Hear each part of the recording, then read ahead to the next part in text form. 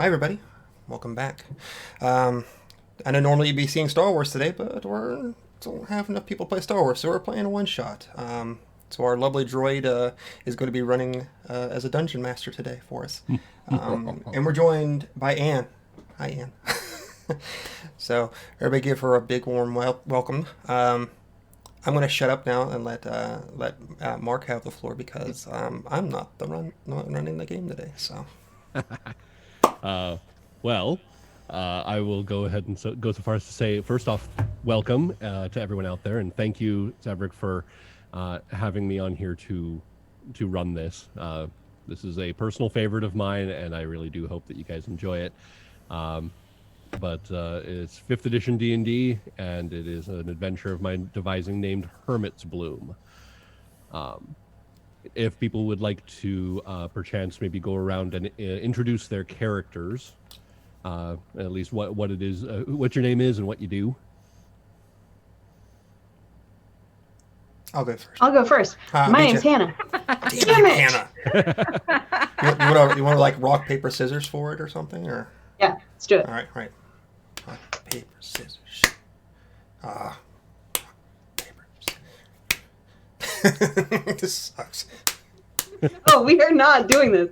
I don't know where we're at. Fuck, start over. Rock, paper, scissors. Shoot. You got it. You got me. All right. There you go. Hi, I'm Saevrick or Son of a Josh. bitch. Today I'm playing Ivanti Reiter, a blood hunter. We both use he, him pronouns. I'm going to be casting a lot of blood maledictions today. I'm so excited to be using this character for once. It's supposed to be for a Curse of Strahd game that never happened, so I get to save this character for so long. And I get to finally play him. I'm so happy. Anyway, go ahead, Hannah. I'm Hannah. I'm playing Clara, who's an Azumar gunslinger. That's about as far as I got with her. She's going to be great. I'm excited. You fought me so hard for that. Beating you is just such a gift in and of itself, though. Anyway. I'm Kelly. I will be playing Rhododendron, or Roro, the dragonborn druid. I love that. She is a bronze dragonborn, so she has the fire, and as such has some anger issues, which is why she gardens a lot and took to druidism and meditation quite well. So she's working through some things, but she makes a mean baked potato. Just put it on a stick right in front of her mouth, ready to eat in like 10 seconds. It's great. Love it. I'm Anne, she, her pronouns, and I will be playing Afra, a half-elf bard, because original, you know. But this is, I'm multi-class as bard in real life, so getting a chance to play one in a game will be very fun. Perfect.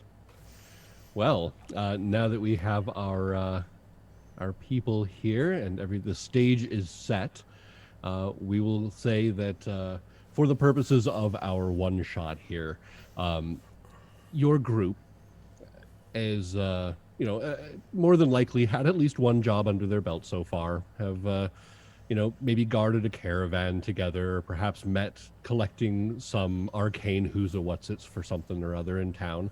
And speaking of town, you have found yourself in the sprawling city of Davenport, and this is the type of city that you would find yourself in when every other city has been exhausted of anything interesting to do. It is said that the city of Davenport has anything that the heart may desire at a cost. And of course, that means that it has drawn adventurers from far and wide to the various taverns and bars where the Guild of Adventurers will actually post up things that need to be done. And of course, various people around the city will post their own notices when things need to be done or gathered, which is where we find you in the Tavern of the Glittering Chalice. The regular clientele of ne'er-do-wells and various other sorts. All races and creeds have made their way through here just since breakfast. And throughout the day, people have approached a fairly large board on the wall, covered in tacks, nails, daggers, hooks, and other things where people have posted jobs of various levels of requirements and requests. Everything from the shadier looking deals of perhaps someone might meet an unfortunate end, to some of the more lighthearted. We just need a strong back and large arms to move things from one end of the city to another.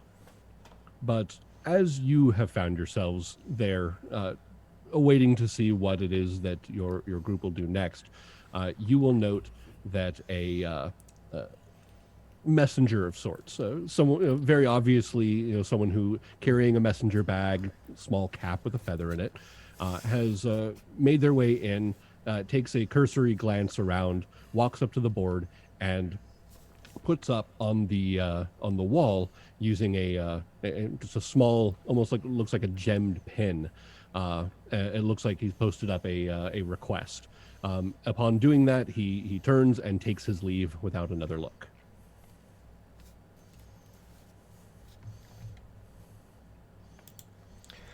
Well, I have like 8 silver pieces to my name currently. So he used a gemmed pen, correct? So Correct. This person might have some money if they're just going to be leaving stuff around like this. So Vontae is going to sort of push through the crowd. Probably several drinks in already as it is.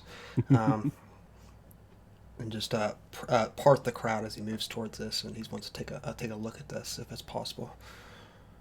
One or two other people have looked at it by the time you get there, but it's received a couple shrugs, and a couple other people have just moved on from it. But as you approach and look at it, sure enough, there is the pin that is stuck there seems to have what looks like a small sapphire on the end, and it is written in a bit of a flowy script. I'm just gonna pluck the pen out and like stick it like on my collar. Okay. Just kind of pierce it through there. So just take it and sort of try to like focus on it through bleary eyes and see what this thing says if possible. Okay. There is a request by a gnomish wizard named Elvip Glitterwand. And he is requesting that a group of adventurers trek out into the wilderness and bring him back a living specimen of a particular plant. That further details can be found if you visit the address listed below. And of course, there is a address on the sheet there. And that pay will be commensurate to the value of the specimen upon return and will be discussed upon acceptance of the job.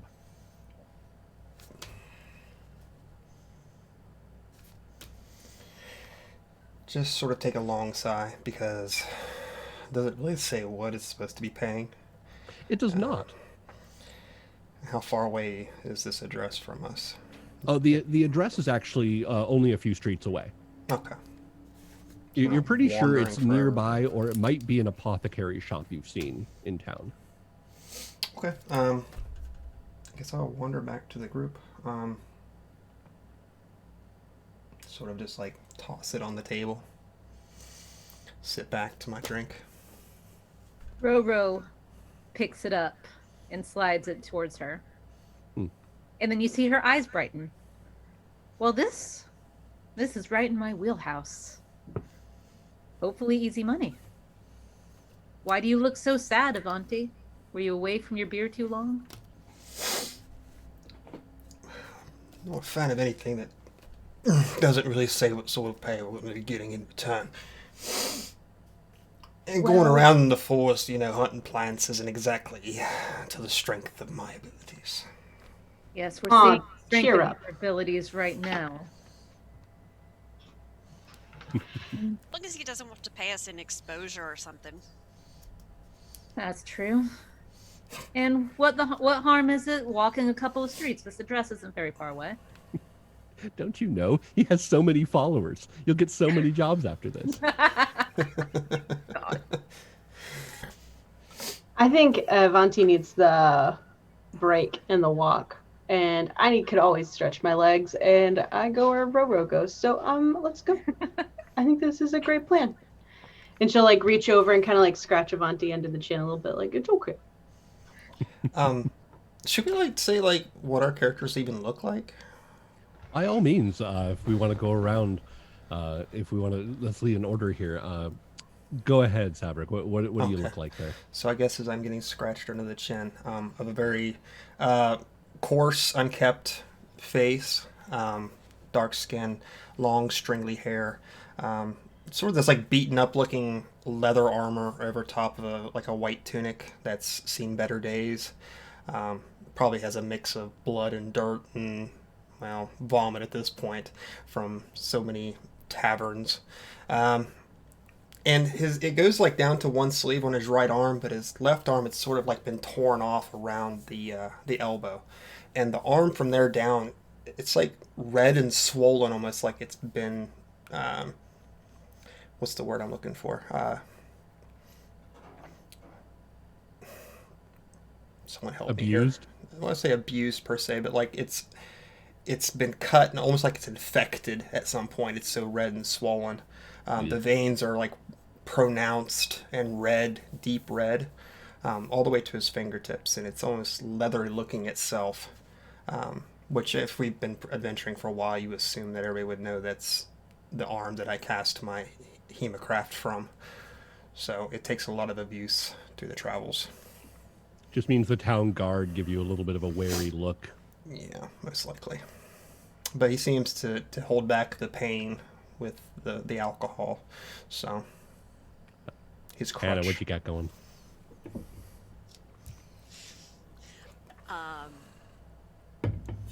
Did you say Afra or Clara?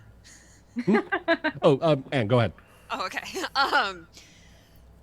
So Afra is a half-elf bard, half-elf woman with sort of shaved sides of her head, black hair piled up into this like almost braid crown thing going on. And for a bard, you know, somebody who makes their living through showmanship, her clothes are not as fine as you might expect them to be, and they look like they may not have been made for her. She shows up every few days with a different outfit, and she still has not told you why. I dig. But they're nice clothes, so, you know, don't worry about it. It's fine. All right, Clara. Clara is an Asmar gunslinger who wears kind of a more fitted version of Cinderella's ball gown, which is why I didn't put an avatar in D&D Beyond, because I couldn't find anything that matched what I was looking for. So, and she does this because she cut pockets into it because she can hide her blunderbuss and her short sword in her pockets. Nice. Because she's a gunslinger, so of course she has a blunderbuss. But she definitely looks like she stepped off the bus at Disney World and she doesn't know where she is right now. So we're going for that kind of vibe. But she loves Roro and Afra and Avanti because they are just the coolest people that she's ever met in her life, and especially because she thinks that like she's gonna break Avanti eventually by just being nice to him. So this is the game where I will be nice to Josh. This is your only game where I will ever be nice to you. So yeah, so there she is. I am more scared than ever now. Roro is a 6 foot tall dragonborn druid. She's a bronze dragonborn, so she has little tiny shiny bronze scales all over her, and she wears like a blue tunic with like some green accents. You'll see a large shield on her back and a scimitar by her side, and she'll be carrying her wooden druid staff, with which she casts her druid spells. You will every now and then see her close her eyes and like mutter a little mantra to herself, usually like, "Don't set Avanti on fire. Don't set Avanti on fire." Because she really sees his potential and how good he can be, but she's just not as good at being nice to him as Clara is. But she tries. Fair enough. He tends to reach those levels of anger that she's trying to meditate out of herself. Noted. Well, this is what we see as you are making your way through the somewhat crowded streets of Davenport as you head over towards the Mercantile District, and then down a side street where the overhangs of the roofs around seem to crisscross over themselves because of how narrow it is.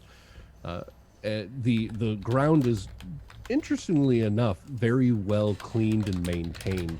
And the cobblestones seem to have almost a swirling pattern to them as you make your way down here, which of course you note is in keeping with the styles of shops that you're passing. Many of them feature phrases like arcanery and the mystical nature of the different clientele is fairly obvious. As the folks in robes meandering back and forth between them have pretty much given you the exact idea where you are, which of course brings you outside of a shop that over the top of it, sure enough, says Thizzle Fuzz's Arcanery.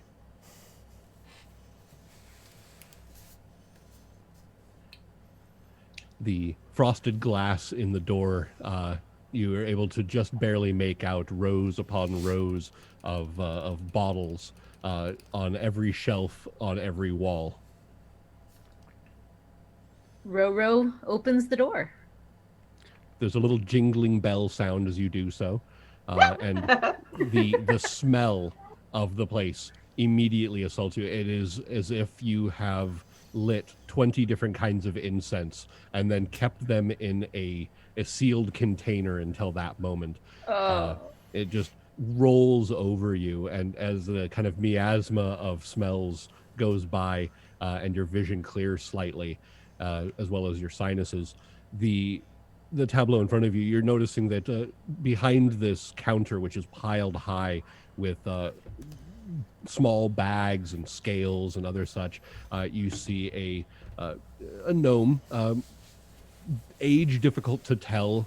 Their hair is kind of an electric blue that almost goes out to a purple towards the ends, with a almost perfect circular bald spot towards the center of the head, and little half-moon spectacles. And they're currently very gently measuring out a powder onto a small one of the sides of the scale. On the other side, you note that there's at least 10 pounds worth of weight, and they are just gently, almost grain by grain, dumping out this dust. And as the door opens and the air kind of moves, they stop and they hold their breath, and they watch as some of the dust moves slightly, and then they kind of look up and, "Oh, yes, come in. Close the door, please." Avanti, they sell your cologne here.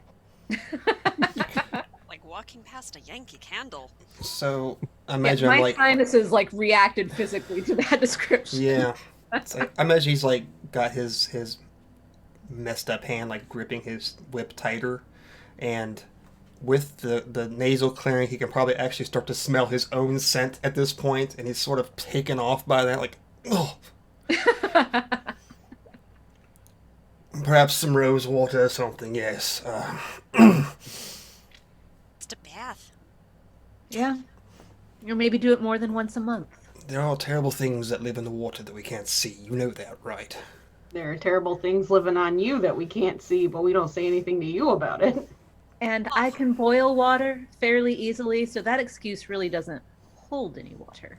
I hear you about wanting to burn me, by the way. I thought this was Hello, gnome. I was Hello. going to be nice to Saevrick. Roro. That lasted very, very. Like as soon as I said it, I was like, I know. I can't make that promise. So yeah, he beckons for you to enter. You come inside and you shut the door behind you, and he very gently is like scooting this scale across, making this kind of grinding noise as it moves across the desk. And he leans forward. Yes, what does the guy can do for you? Roro sets down his notice in front of him. Looks down at it, looks up at you, kind of seems to almost like take a bit more of an interest in your overall demeanors for a moment, and oh yes, of course, you'll do. Yes, of course. Perfect. Good timing. I believe I just sent for that to get posted.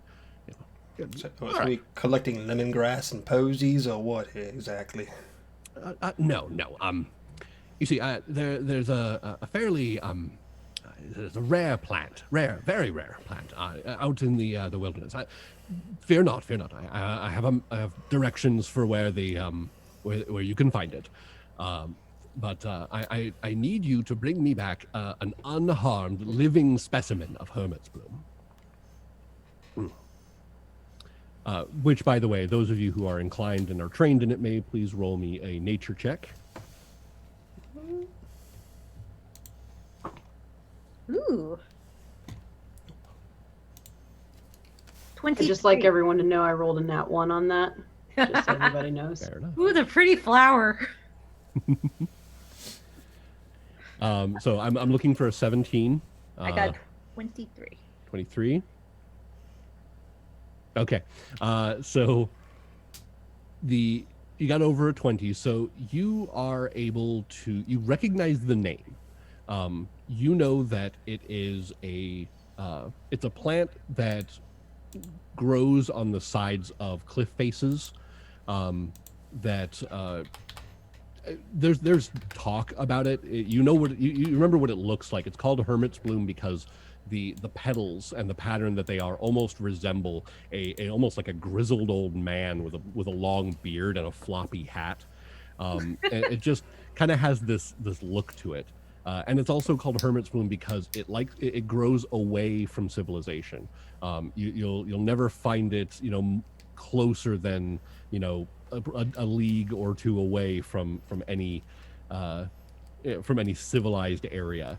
So it's not easy to get to. And also, that there are rumors that it, in and of itself, is a very delicate plant that has a lot of really, really good uses when it comes to potion making. The root ball itself actually contains almost like a natural essence to it that, while the plant is alive, can be extracted and used to make potions that can cure most diseases. Is an anti-venom. It is used in very powerful healing potions. So it's pretty obvious that this guy wants it for its alchemical purposes. But you would also know enough that if the plant dies, it becomes basically worthless. Okay. So that's what you know just from the name of it. But he continues. He says, if you're willing to take the job, I'm going to need you to bring me back just one. Let's see, hold on. He actually pulls up like a small abacus and starts like flicking the beads back and forth and kind of mutters under his breath and says, 2,500 gold pieces for a living specimen. He nods. Yes, that should do. That should take into account the potential dangers, hazard pay, and yes, that should do it. Do you accept the job? Is there anything you're not telling us? Yes, of course. And he like reaches down and pulls out a small scroll and says, "This is the map to get there." Anything else? Maybe about the hazard pay part? Are you going into the wilderness? Yes. But like normal wilderness or like especially dangerous wilderness? There are bears out there, and Bears. what do you call them? Fun? Trees. Right. things, dirt. It gets everywhere. You're going to have to deal with all of that. Hazard pay for dirt. I mean, no offense, but you look like you're no stranger to it. That's not very nice. Roro looks straight at Avanti. It's like, yes, I can see why you would say that. Can You I can't do help an it. insight I check? know why he would say that. Go ahead. Afra, be mean to Roll him. me insight if you wish. I just want to see like if he's just such a stuck-up bastard that he really thinks that dirt and stuff is, the real hazard out here, or that's a 4. So Sounds great. Dude seems a little bit like he's looking down his bulbous nose a little bit over anything that would require him to be away from a book. And the way that the shop is organized, you get the idea that tidiness and cleanliness is fairly high up on his list. So it's not out of the ordinary that he'd be willing to pay extra for people to go and literally do the dirty work of collecting a plant for him. Can I do a perception check since I'm talking to him and I'm proficient in perception? Of course, by all means. Well, that's a great old 12. D&D Beyond sucks ass. I would say that what you get out of that is the fact that he flat out doesn't seem like there's anything that he knows about it any more than he's willing to pay you the going market price for it. But he doesn't know anything else or he have forgotten it. Well, he seems on the level to me. Afra, what do you think? I mean, as long as he's gonna pay good money, and if you want to pay us for dealing with trees and dealing with trees, I'm all He did for say it. bears, but I can talk to animals, so that shouldn't really be that much of a problem. Precisely. But to be very clear, It needs to be it left. must be brought back undamaged. If it is brought back damaged, it is unacceptable. Can you just clarify what you mean by damaged? You are to be careful with the plant. It must be brought back alive. If the plant God. if the plant dies, it is completely useless. The root has a lot of good properties for healing potions and anti-venoms. Do you have any good suggestions on how we keep the plant alive, since it's so important that it comes back alive? I mean, You don't know anything, do you? be gentle with it. Don't stab it. Don't cut Like it. sing it a song, be gentle with it, or like caress it lovingly? I don't suppose singing a song to it would hurt. Afra, that's you. I haven't tried singing to the trees since I was really young, but I suppose. Do what you Maybe must. it'll find a kinship with Avanti since they're both so fond of dirt. Oh, there is one other thing, and this is very important. Whatever you do, do not place it in any sort of magical carrying device.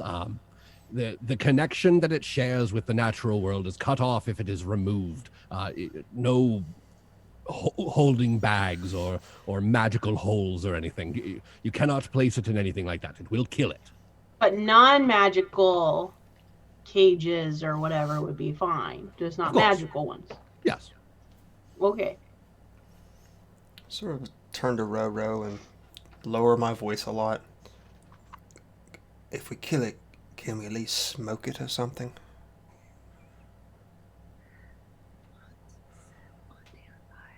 You start your little mantra.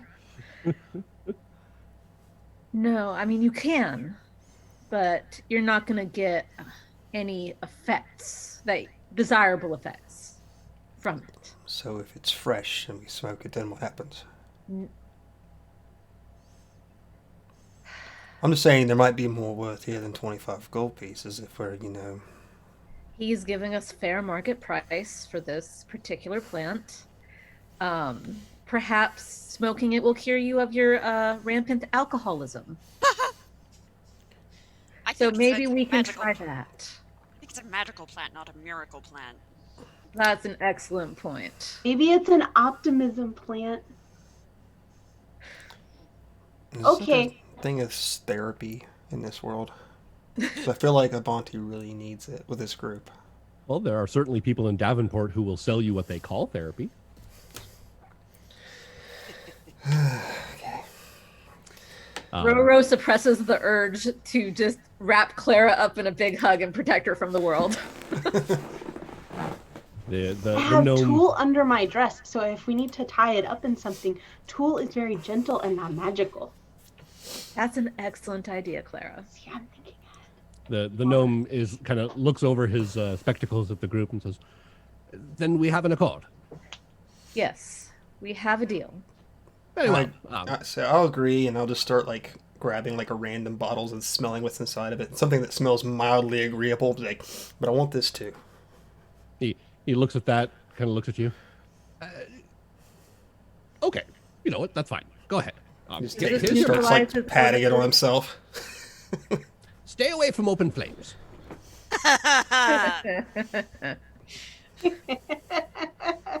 And he slides the scroll over with the map and says, Roro smirks at Avanti when he says this. the sooner you bring it back, the better. So, thank you. And I will hopefully see you soon. Here's hoping. All right. Do we need to look at the map before we leave to make sure it's not written in a language we don't understand? Reasonable. It is indeed written in common. It does Even not I look like know it was that. made by this gnome. It's certainly a map of kind of the overall area of kind of the surrounding wilderness around Davenport that isn't made up of various farms. The location is in a forested area to the west, a little bit west northwest, and it looks to be about a day's ride, about a leisurely ride for one day, or about a 2-day walk.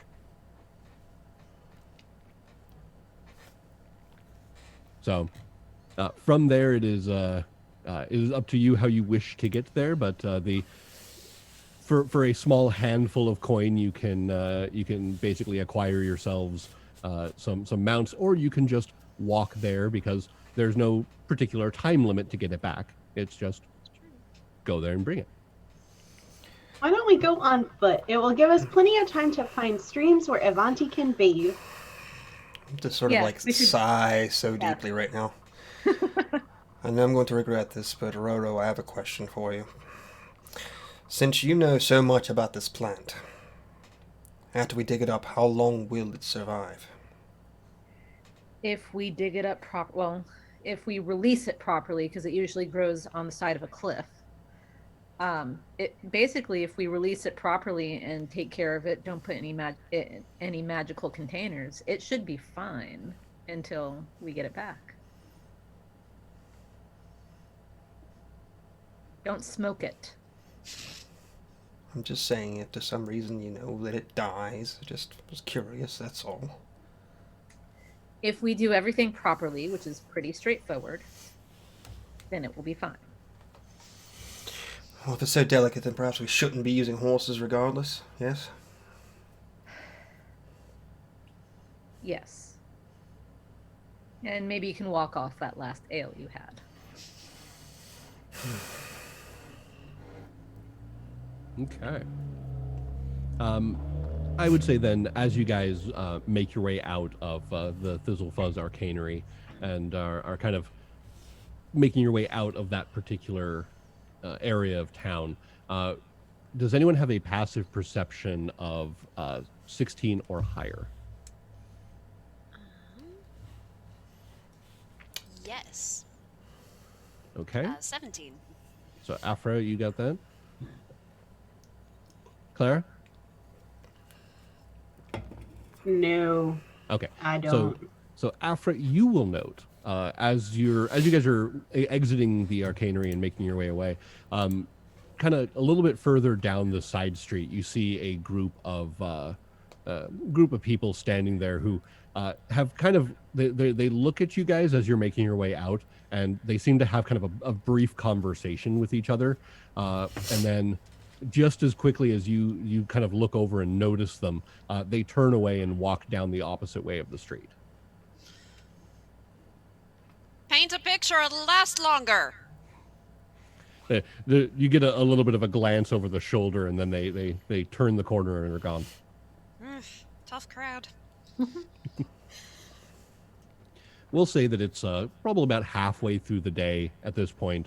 You guys have already eaten, have gathered your things, and are leaving through the western gates of the city. The fresh air outside is a welcome change from the ever encroaching suburbia that is Davenport, and the looming buildings on every side at every turn.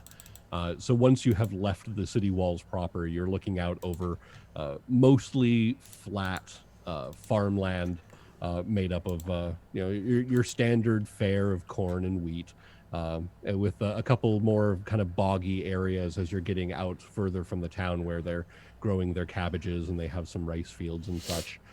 And as you're proceeding out through the surrounding countryside, it's about as pleasant as you would hope it would to be. The weather is fair. There are low-hanging clouds that only obscure the sun long enough to give you a little bit of reprieve, and then it's back to the nice, warm unrelentingness that is the sun. And because you're on foot, there is, again, about a 2-day walk to get to the woods that you're going to. And unless anyone has anything pressing they wish to do, those 2 days are going to go by pretty much very calmly and pleasantly.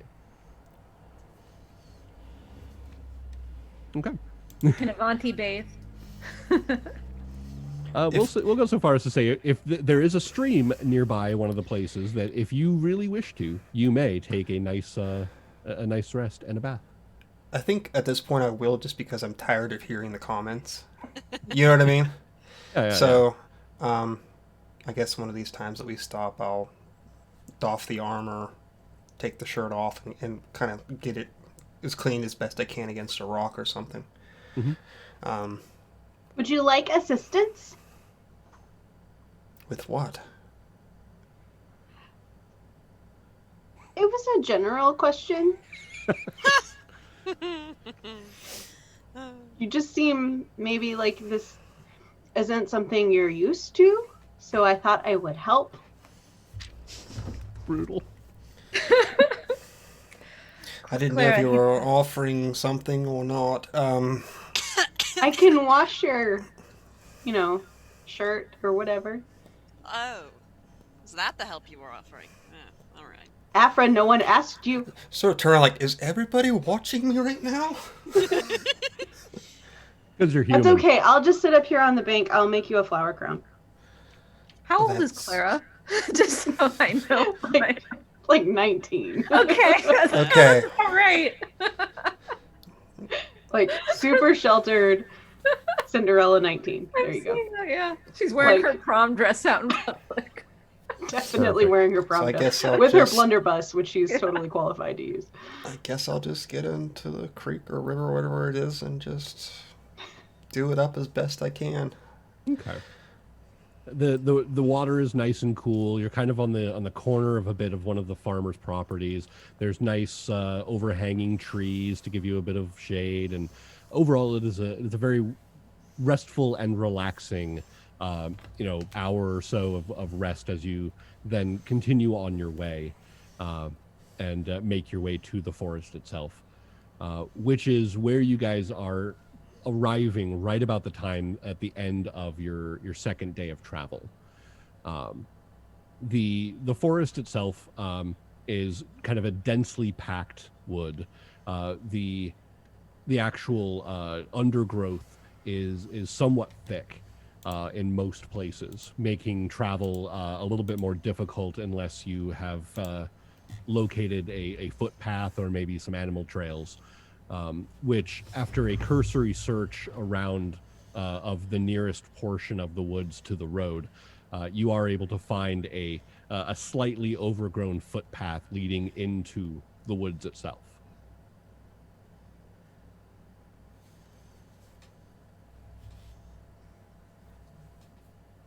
So should we? If we're getting close, correct? Well, According to the map, the cliff faces are in these woods. So once you have made your way through the woods, probably about maybe a couple hours of travel, you'll find your cliff face and presumably the your spoils. I mean, it's a cliff face. How hard can it be to find? it depends on how high up on the cliff face the plant is growing. Roro, I have one last question for you. As much as I Yeah. regret speaking with you most of the time now, Feelings mutual, Avante. do you have some sort of plant, an anti-inflammatory, something for pain? Well, He's almost like shaking because it looks like he's like withdrawing from, not having dirt. Yeah. on him. from No, not yeah, having yeah. alcohol. Oh, Well, that. Roro does have an herbalism kit on her, so I don't know if I can make him something with that. Willow? I would say you can more than likely you can roll what would be a treat injury and see if maybe you can alleviate some of those issues. Okay.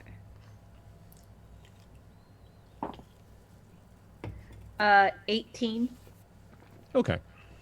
You're able to mix up a bit of a poultice, and Avanti, you can get that slathered onto whatever it is you need it slathered on to kind of alleviate some of the swelling and the irritation, itching, which you now feel like a nice cool breeze, and it's like thing, a little bit of a sigh of relief.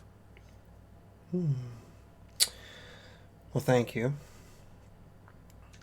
It is truly my pleasure, Avanti, if it means you're on the road towards recovery. You know, your constant jabs at me aren't helping things along, just so you know. They're not jabs, they're just gentle reminders. Well, you should Gentle? be on the other side of that little gentle reminder sometime and maybe think about it. Well, I will think on that, Avanti. And if you need anything else, you just come to me. Within reason. Within reason. All right. Sword.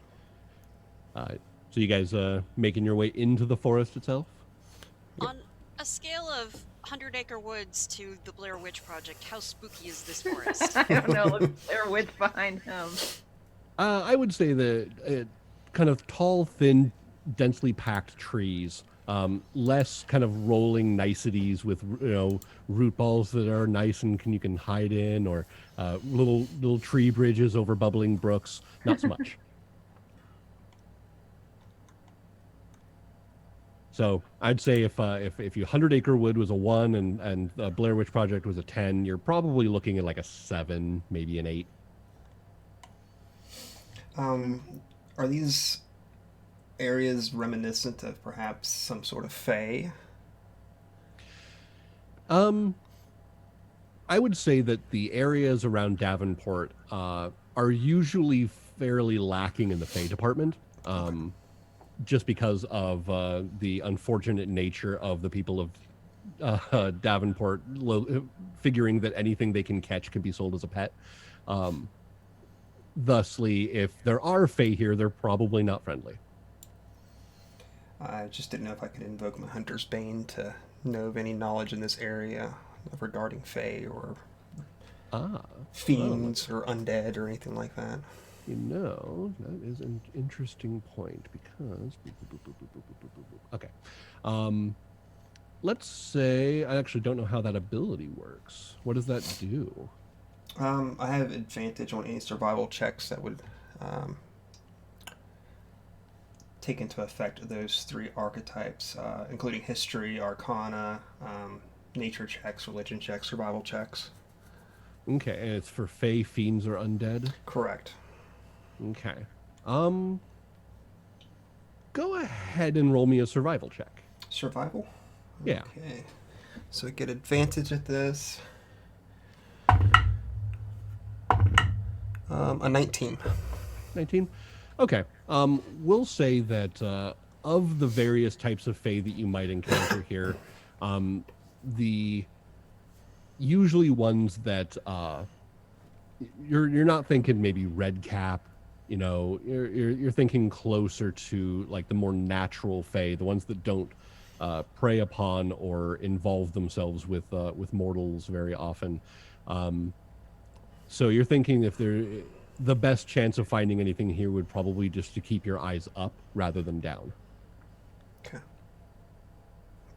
So that being said, as the sun is starting to go down over the horizon, your trail ahead of you, with your survival check, you're actually able to kind of denote where that's heading and have a pretty good idea of where to go.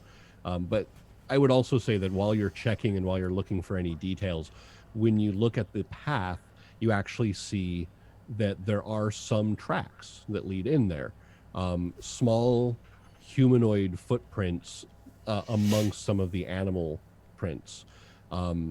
You, with a 19, I'll say that you recognize them as maybe a goblinoid of some kind, but it's old. Like this trail is at least a week old. And sort of sit, like lean down and look over it. Something's been here within the last week or so. It might be some old game trail, though. I'm not 100% sure. Bears? Too small for a bear. How big are bears? Some of them are quite small and cuddly, and some of them are big. Very big. Like bigger than Roro big. If they're on their back legs. That's true. Hopefully, there are reasonable bears in these woods. That will be open to. Would make a good pen name. Reasonable Bears. Next show I do, I play under that. Regardless, I'm saying there's activity. We should probably keep our eyes open. Okay. What should we be looking for, Avanti? Well, bears for one thing, obviously. Anything else, Avanti? It's a slight trace of fae that might be in the area. Otherwise, some sort of goblins or kobold or... Cobalt? Really? I'm not 100% sure. These tracks are old and weathered. Okay. Clara, don't try to make friends with the kobolds. Why not? It's very unlikely. It's not their terrain, but... Unless they're nice kobolds. But not all kobolds are nice. So you know. Just like Dragonborn, right? Yes. Yes. That is very good observation, Avanti. You see how I'm giving you positive reinforcement when you say things. Giving you a gentle reminder back. Afra, what's going on? Explain passive aggression to Clara. They either need to fight or the other thing. Oh no. And I'm not really sure which it's going to be yet. It might turn into both. We should just go on. Yeah. Let's just go on. Mark's like, okay, let's move on.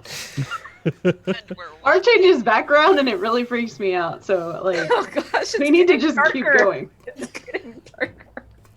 Talking about be blackness with a pair of eyes looking out. I know. He went with the Blair Witch background too. Like that looks like the Blair Witch forest, and it's freaking me out. It's getting dark now, correct? It is. And how far away are we still? The map shows that you're basically looking for the cliff face kind of towards the center of these woods. Depending on how easy the woods are to traverse, maybe a couple hours. There's no sense in going through the woods here at night. We're not going to go searching for on the rock face tonight. We might as well just go and take a rest now. Okay. Another excellent idea, Avanti. I'm not sure if you're being serious when you talk to me anymore, just so you know. You'll know when I'm not being serious. I have my joking face. Your faces all look the same. Racist. It's just one's got more teeth than the other. That's all. Do Dragonborn have lips? I mean, No, I don't the think they internet do. has failed me. I don't think they do. I mean, according to the internet, Snare Dragonborn with have a lot of things they're probably not supposed to teeth have, but I don't know how to answer that. that But- being said, if you guys make camp and rest for the evening, aside from the forest itself looking downright spooky throughout the rest of the evening, once again you have a nice, pleasant night. It's cool but not cold. There's a bit of a breeze coming through, and you're sheltered well enough from the road and from anything else coming in that you feel relatively safe in the circumstances. So we'll just fast forward and say the next morning, you guys wake up. Whoever is on guard is able to rouse everyone. You gather your things, and the tableau in front of you. The woods are very pleasant. The canopy is really close, but it seems to just easily filter through that light, so that you're looking at this kind of green expanse out. You know, the trees are all well lit. There doesn't seem to be a lot of shadows around, and you can hear bird song, chirping through. And generally, it has just almost the exact opposite of the feeling of what you were looking at before. It's much nicer in the daytime. It is, isn't it? Yes, definitely a good idea to sleep overnight and start in the morning. Again, in all sincerity, Avanti, good job. And she gives him like a little thumbs up with her claws. And I just give her like a side-eyed look. And then she rolls her eyes. It's like, fine. Clara is going to present each of you with a flower crown that she made overnight. And when she gets to Avanti, she's going to say, you need to learn how to accept when people are nice to you. Mark, you changed your background again. Okay. Just sort of roll my eyes. So I've taken the last 2 days of insults. So excuse me if I'm not open to positive feedback currently. You hear Roro say under her breath, gentle reminders. I believe in you.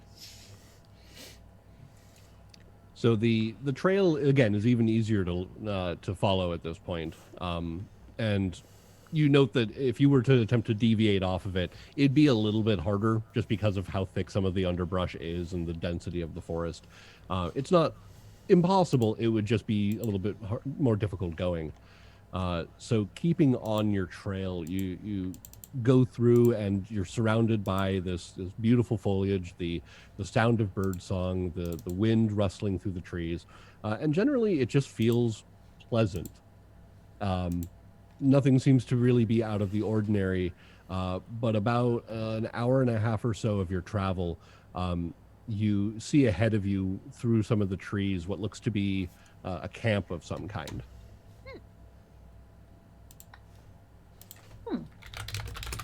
Are we sure we're the only people he hired for this job? He didn't say he hired anybody else, and Avanti got that notice fairly quickly. It's true. And I asked him if there was anything else he didn't tell us, and he gave us a map. But that's it. Yes. What is the makeup of this camp? When you get a closer look at it, you very easily note that this camp is abandoned. The tents are old, ramshackle, and now that you're starting to get a better look, they smell worse than Avanti. They they're almost like uncured hides being held up by sticks and some old rope. There's a bunch of like discarded bones, like small creature bones throughout the camp, and you're starting to kind of note that it's very easy to note the uncovered tracks of what looked to be maybe a small handful of goblinoids were through here at some point. But it looks like wherever they went, they did not return to this camp. Are they tents or are they hides? They are tents that have been draped over sticks, but most of them have all but collapsed. Oh. Just a very, very poorly put together tent. That's all. They went and killed something, tore the skin off it, and threw it over top of it, and that was their tent for the night. Should we search? Yeah. Okay. Loot Yeah. the camp. Loot Go ahead and make me perception checks as you guys search through. Perception. What the fuck, D&D Beyond? I got a dirty 20. Okay. I got a 5. Okay. 19. Okay. 19. 19. Okay. So let's say, Clara, as you're looking around, for the most part, everything is kind of like it's damp and it smells bad and it's not great. You're kind of like nudging some of the bones around with your feet, and it just kind of nothing feels great here. So it's a little bit, you don't want to have to like, go digging through some of this. Whereas the dirty 20 there, you're going to be you're able to kind of like you lift up some of the hides and toss them to the side, and you see kind of old, useless, desiccated equipment that has just gone to rot underneath in some of these, which again, you get that wonderful bouquet that comes up upon doing that. There might have been some food in there that has gone. But the shine of silver does indeed show through, and amongst the various different tents and ruins here, you find about 16 silver. That it is kind of like a small couple here and one in like a bag with a massive hole in it there. Afra and Roro, though, as you guys are looking around, you're kind of seeing if there's anything maybe worthwhile. And as you're looking around and as Avanti is kind of moving away some of the hides, you're kind of looking out at the scenery just to see if maybe there's anything else around. And you get this kind of odd feeling on the back of your neck, and you kind of slowly start looking up. And that's when you note that around this clearing and above you, there is kind of this gossamer webbing that's kind of stretched along between the trees. And some of the creaking you're hearing that you were denoting to the sound of the trees moving in the wind, you actually see what look to be 5 kind of bundled forms hanging from some of the upper reaches of the trees, and they're just swaying slightly in the breeze. And as you see that, and as you're looking at that, there's this kind of chittering sound that you're hearing that kind of echoes from around the camp. And just then you're starting to kind of hear that noise echoing around you, and suddenly out of the greenness around you, there's this kind of squelching sound, as well as something moving quickly through the air, as what looks to be this kind of bundled, goopy, stringy mess flies out of the woods at, let's see, of the 4 of you. Let's see. This is why I hate camping trips. That is actually going to be a Roro. Congratulations. That is going to be a web that is coming at you. And let's see. Boo, boo, boo, boo, boo. I'm going to make a roll to see if I get you. No, that's a 7. So you just barely kind of like sidestep out of the way as this blotchy, goopy mess, squelches into the ground next to you, smearing itself across, leaving this sticky residue. And about that time is when you start seeing these forms, spindly limbed and bulbous of body, start to as they chitter and they're jumping back and forth between the trees around you. This would be an excellent time for us to take our break. Okay. We'll be back in a few minutes then, and I guess we'll probably be fighting some speeders. So, Yes. we'll be back in a couple minutes. Thanks.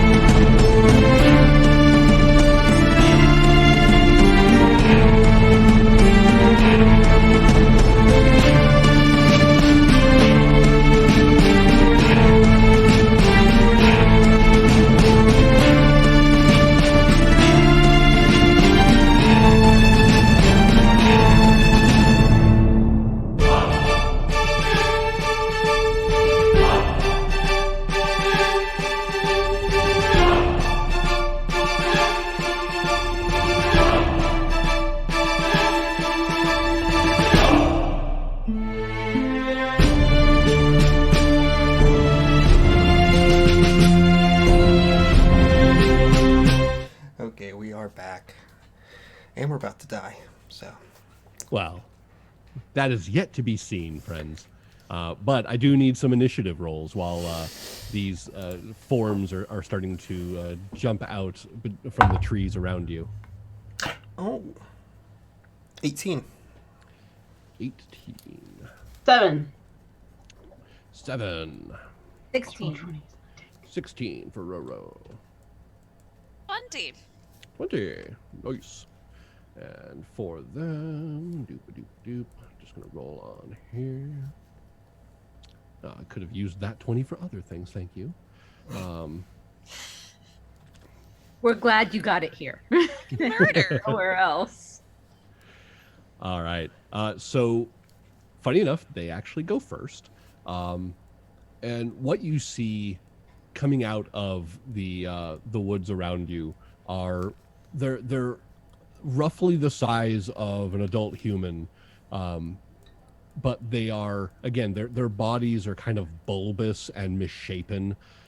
Their limbs are long and spindly, 2 legs, 2 arms, ending in kind of slightly prehensile looking, almost like pedipalps or claws. Their faces are kind of large mandibles with deep set black orbs for eyes, several sets of which that go back over their protruding brow. And those of you who are knowledgeable about the ways of nature are able to easily identify a pair of ettercaps. And go ahead and pull up Owlbear Rodeo here. Boop-a-doop-boop. And if you guys wish to place your icons around kind of the center of the camp area, choose an icon that works for you. I guess I'll take the knife one. I was rummaging around some stuff, so I'm going to put myself near a tent. Okay.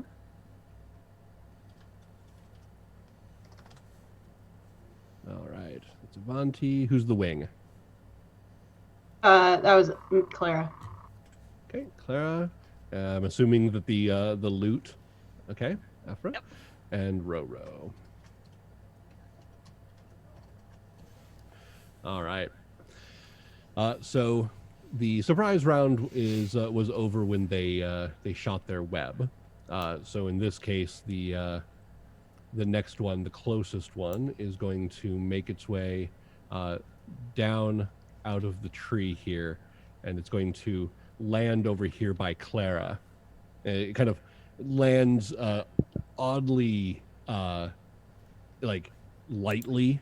You're expecting a bulk like that to kind of hit with a thwomp, but it almost like gently touches down on the ground near you, and it rears back with these kind of sharp-looking mandible claws, and it starts to slash in with one of its claws at you. Sweet. I'm gonna. Oh wait, where are we at in initiative order? It's their turn. Awesome. 13 hit you? No. Ha! No, it will not. So the claw comes swiping in, and you just kind of you sidestep it, and then upon that missing, it lunges forward with its mouth. As it opens up, you can see the sharp kind of nail-looking appendages around it, and then the teeth in the jaw inside. Since it missed, can I get an attack of opportunity? Is that a thing you can do? Why wouldn't I be able to do that? Missing an attack usually is not a trigger. I for just an figured attack since it was like lunging, it was changing its action. opportunity. Okay, Oh, that's fine. It's just multi-attacking. I'm embellishing. Bastard. Oh, I do get opportunity attack in combat. Oh, Yeah. yeah, I do. It's on my D&D Beyond sheet Oh, that's just included under that actions. I'm looking at. Is that son of a bitch? I knew this D&D Beyond thing sucked. Corey's telling me that I don't. Okay. He knows my character sheet better than I do. General, I'll try to let you know if one of them does something that would normally trigger an opportunity. It's been a while since I've looked at gunslingers, to be perfectly honest. But does a 17 hit you?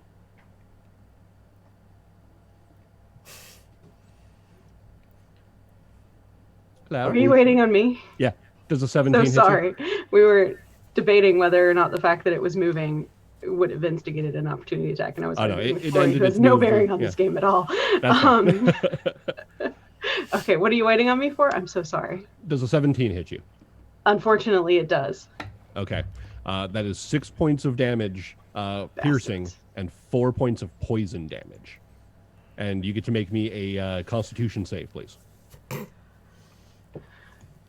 Okay. 18. Success. So you are not poisoned, Sweet. but you do take the poison damage. So Okay. total of 10. The other one is going to kind of lunge out, and as it runs through, this is half that movement is done through the tree, kind of as it swoops down, lands, and then rushes forward with a claw extended to try to attack Ivanti. Okay. So first with the claw. That's a 23. I'm assuming that will hit. Yeah, that'll hit. 7 points of damage. God. So it starts.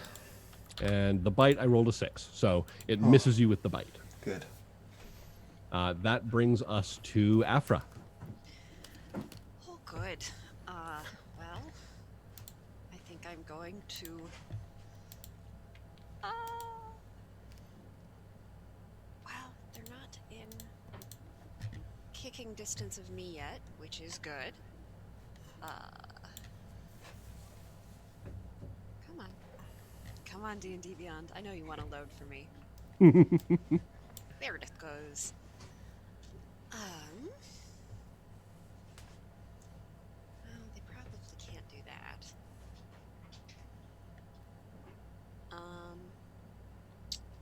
I'm gonna cast Vicious Mockery on B.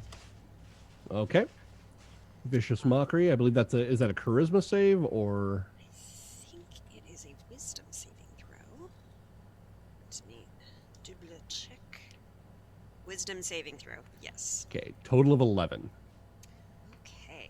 That does not make my spell save DC. All right. Oh yes, I'm up to 2d4 damage. Woohoo! That's a d8. That won't do. As you can probably hear, I'm a little bit of a dice goblin. Works for me. I'm very excited to get back to tabletop gaming where I can then roll my buckets of dice. That is 3 points of damage. Okay. And I am going to bardically inspire Ivanti. Okay. Which... You got that arm for a reason. Now knock him out with it. Come on. I believe in you. So Nice. I get a D8, D6. It is a D8. Wonderful. Perfect. Ivanti, your turn is next. Okay, well, this thing just poked me, correct? It did. So, for my bonus action, I'm going to cast. Well, I'm going to use my Crimson Right. So I'm sort of going to withdraw this longsword and draw it across the wound, and gash it open just a little bit more, and watch as the blood sort of circulates from it into my hand and glows red, and draw it across the sword, and it just erupts in fire. And I'm going to swing at this thing. Rock on.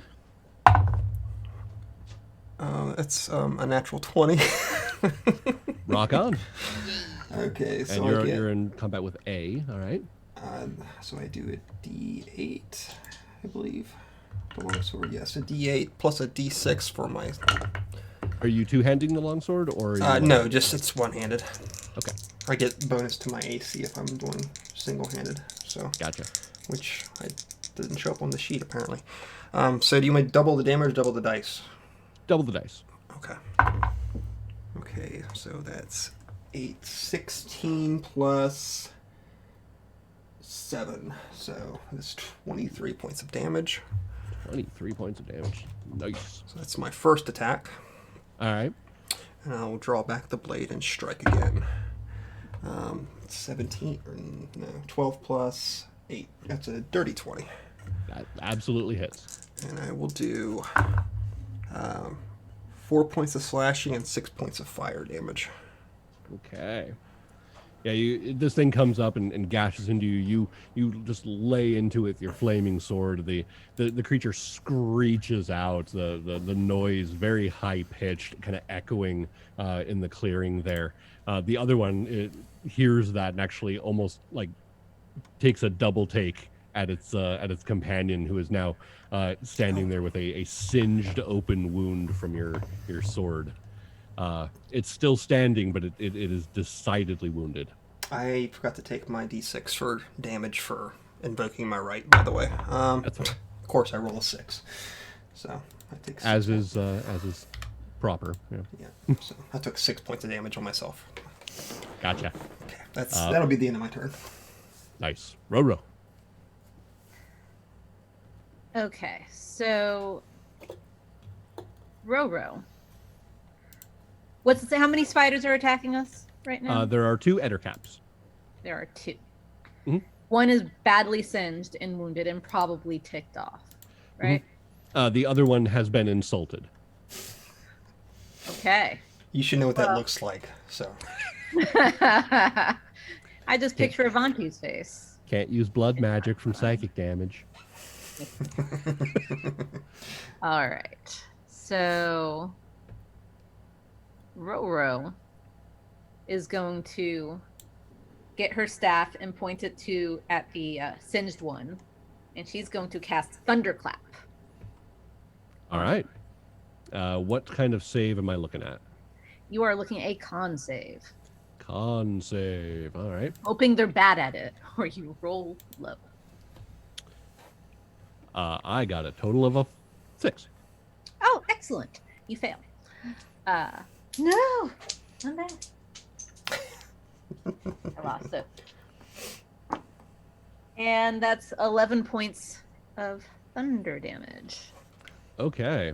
So as you look over at the one that had just screeched out in agony as it's been hacked into, you point your staff, and this kind of echoing clap of loud, thunderous sound hits it, and it is happening at the same time and almost muffles the sound of cracking bone and carapace as what's left of this thing's chest just crumples in from the impact, and it hits the ground and twitches slightly, just oozing its foul ichor.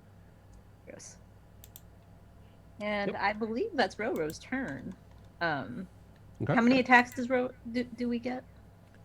Standard action, one attack or one spell in your case. Okie doke. Then I am done. Clara. Yay! Finally. Okay. Great. I get 2 attacks. I'm so excited. All right. The one that poisoned me, is that B? That's over here on The one, yeah, B is the one that was on you. B. A is now dead. Oh, A is gone. So sorry, A. So I am gonna fire my blunderbuss at Mr. B over there. Okay. Fucking, will a 12 hit you? 12 does not, unfortunately. It looks like it has. Well, we're gonna do it again because All I right. get 2 attacks. So we're just gonna do that one more time. Had to scroll up slightly. Ha! This is gonna hit though. Does a 23 hit? Oh yeah, very much so. Oh, beautiful. With 9 piercing damage. 9 piercing damage. Okay. Yep. All right. Yeah. So the twin loud booms as your blunderbuss goes off, and you catch the eder cap on the side with some of your shrapnel. It staggers slightly, but continues to attack on. Anything else? Sure. No, it's fine. Okay. Which actually brings us to it. In which case, it is going to continue its assault on you, especially now that you made a very loud noise in its face. So 1 claw slash and 1 bite. Claw slash is going to be a 21. Yeah, that hits. So And I got like a 5 with the bite. So you take grand total of 7 points of damage from the claw, and it makes some decisions about about the direction it's taking its life, and it decides to attempt to make its way up the nearest tree. As it leaves your threatened area, you do get to make an attack of opportunity if you have a melee weapon in hand, or something. I do, in fact, have a melee weapon in hand and would love to take this attack of opportunity. Go for it. And that is going to be an 18. That will hit. So he is going to be suffering some 8 slashing damage. Rock on. Okay. So you gonna hack into it a bit as you as it tries to run away, and it stumbles slightly, but it gets its legs underneath it and scrambles up the nearest tree. It seems to not have any issue moving up the tree just about as easily as it moves across the ground. So at this point, it's about I'd say from where it started, it is about 20 feet up in that tree. And that brings us to Afra.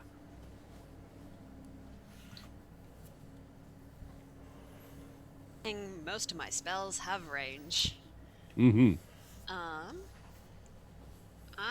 going to. Oh no, you don't. And cast Dissonant Whispers. Okay. So I need a Wisdom saving throw. Okay. Oh, it rolled a 1. Yep. What happened? 3d6 damage. Nice. Ooh. That is 14 points of psychic damage. 14. Ooh. All right. It screeches out in agony, and as it's climbing up, it like reaches and starts scrabbling at its head, just kind of trying to get the voices to stop. And I'm gonna give it a dexterity save. I rolled a 3. Okay, so it kind of reaches and scrabbles at its head, trying to it's screeching out in psychic agony, and it lets go of the tree enough that it actually kind of kicks backwards and starts to fall, of which it's 20 feet up as stated, which means it's going to take a couple dice 6 of buff. All right, so it screeches, grabs its head, falls down the tree, and the screeching ends very suddenly as it lands on the back of its neck, right at the base of the tree. And there's this kind of resounding crack and squelch noise as everything kind of goes quiet in the clearing. Yeah, they're both down. Whoopsie.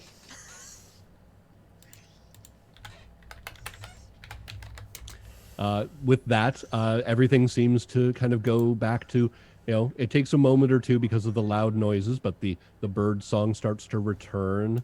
The trees swaying a little bit. You can still see the forms, hanging from the webs from the canopy. But aside from that, no other movement. I think I would have preferred bears. Yes, indeed. Okay. Shall we press on? Yeah. You guys have already kind of thoroughly searched the camp. And unless there's anything else you want to do there, you can move right along. Juicy do the bodies look? The bundles. Not as much. They Okay. like when you're looking at them, as you kind of get a little bit of a, like, as you focus on them a bit more, you can see what might kind of be like an elbow sticking out, and it looks fairly drained. Oh, gross. Yep. I think those poor bastards are beyond helping. Yep, quite. Let's press Should on. we bury them? No? Okay. They're mummified. It's fine. It's fine. They'll become one with nature soon enough. Clara's gonna take her flower crown off and go put it on one of them. And just, okay. Okay. Roro, feeling slightly bad for Clara, also removes her flower crown and puts it on there. I love that we killed Ettercaps wearing flower crowns. Oh, we're amazing. So, you guys continue on, and you're following this trail, and it takes another couple hours or so of making your way through. Just kind of, sometimes the trail kind of cuts back and forth a little bit. The landscape rises, falls, and eventually you see ahead of you a break in the trees. The sun coming down in a large open clearing, and kind of towards the other side of this clearing, you see what looks to be a fairly large rock outcropping, about 40 feet up. It just juts up out of the landscape. It definitely looks, it's very natural. Doesn't look like it was manufactured at all. And the face of it at a pretty decent angle. It's not straight up, but it definitely is a pretty steep and difficult to climb. But aside from that, it mostly looks, it's got kind of some loose scree up there and some other rocks along it. And right up about 30 feet up that side, basking in the sun, is this flower. And you can see it from the edge of the clearing. The actual plant itself seems to be about almost 3 feet tall. From the bottom of the root ball to the top of the petals. And it's, the root ball itself is nearly a foot from side to side. And it has, attached itself to the cliff face with just the roots, attaching it to the area around it. And it's just swaying slightly in the breeze. The petals, again, kind of looking like a disgruntled old man, just kind of slowly lolling back and forth. How big of a surface area do these roots take up on the cliffside? It looks to be that, from the center of it, the roots spread out probably about 10 feet or so, at most, around it. Like carrying a small toddler. Did any of us bring a shovel? Oh, no. Sure, we can improvise.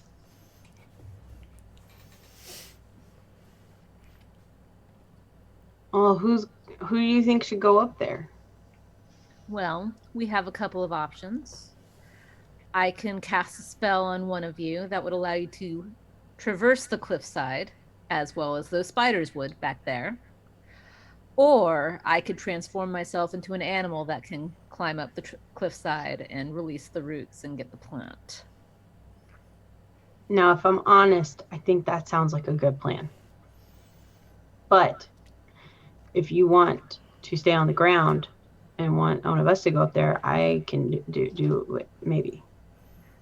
Oh, I have no issues with heights. So What think it's- animal exactly are you planning on? I could do a sloth.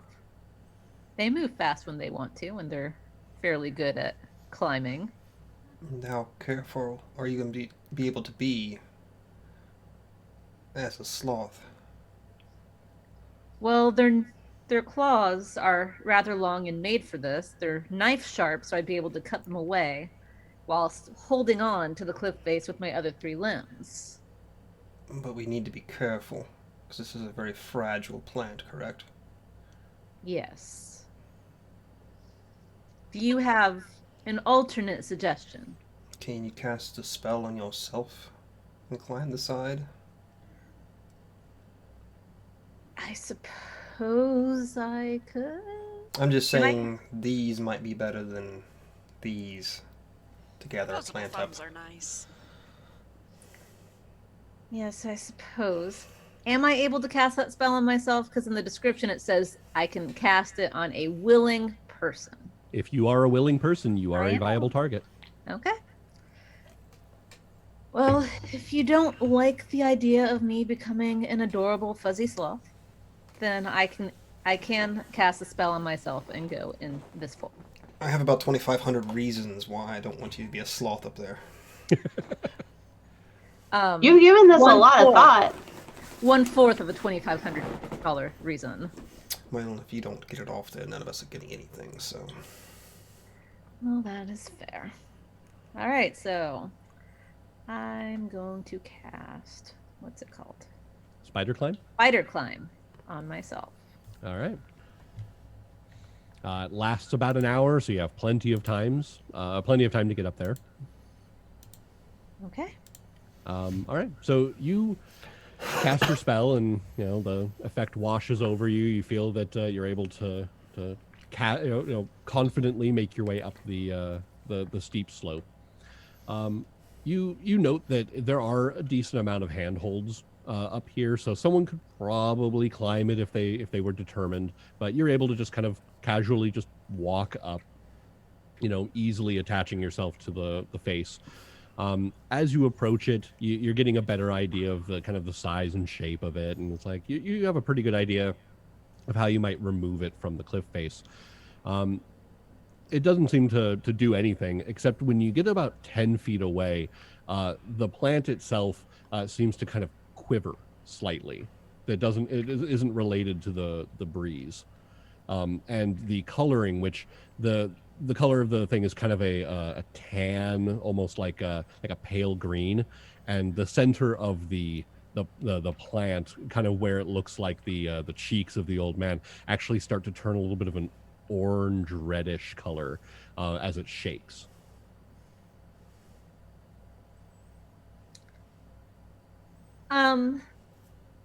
Members of my team. This plant seems like it may be sentient. Oh, It's flushing. I thought you knew And all about quivering. these plants. I'm sorry? I thought you knew all about these plants. Why does this surprise you? In fact, not a lot of people know a lot about this plant. So I know about what everybody else knows about this plant, as they Which are quite apparently is rare and nothing, hard huh? to acquire. Yo, you're not being very nice to her right now. I'm just giving it back. I've got a lot of ammunition to get back. Well, you suck at it. So we're all having this conversation up and down a cliff face right now. Yeah. Yelling up and down the cliff. While The you're up plant's there just- collecting this thing, could I at least try to make some sort of makeshift basket or something to hold it in? Something to put dirt in it and put the plant inside of it? Maybe you want grab some some tool for my dress? What? Do you want some tool? It has to be non-magical.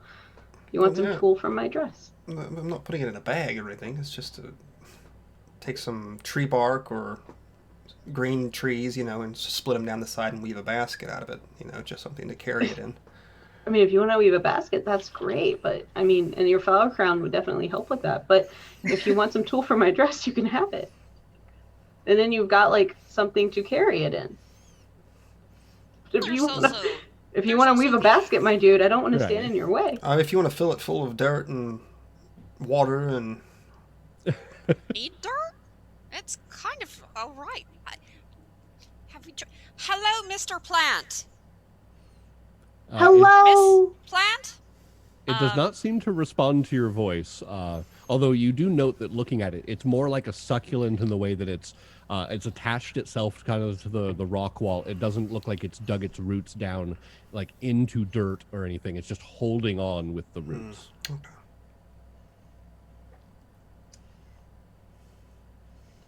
Are you sure it's sentient? give it a tickle. Roro pulls out her knife. Tickle, not stab. Oh, never mind.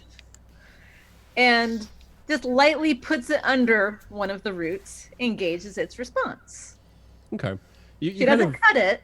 You kind of make your way forward to where you can kind of maybe try to leverage it. And as you get a bit closer to it, and you start kind of pushing slowly your knife between its root and the rock wall, the kind of quivering crescendos with a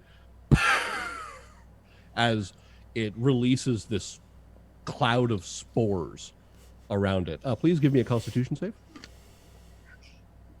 Oh no. Let's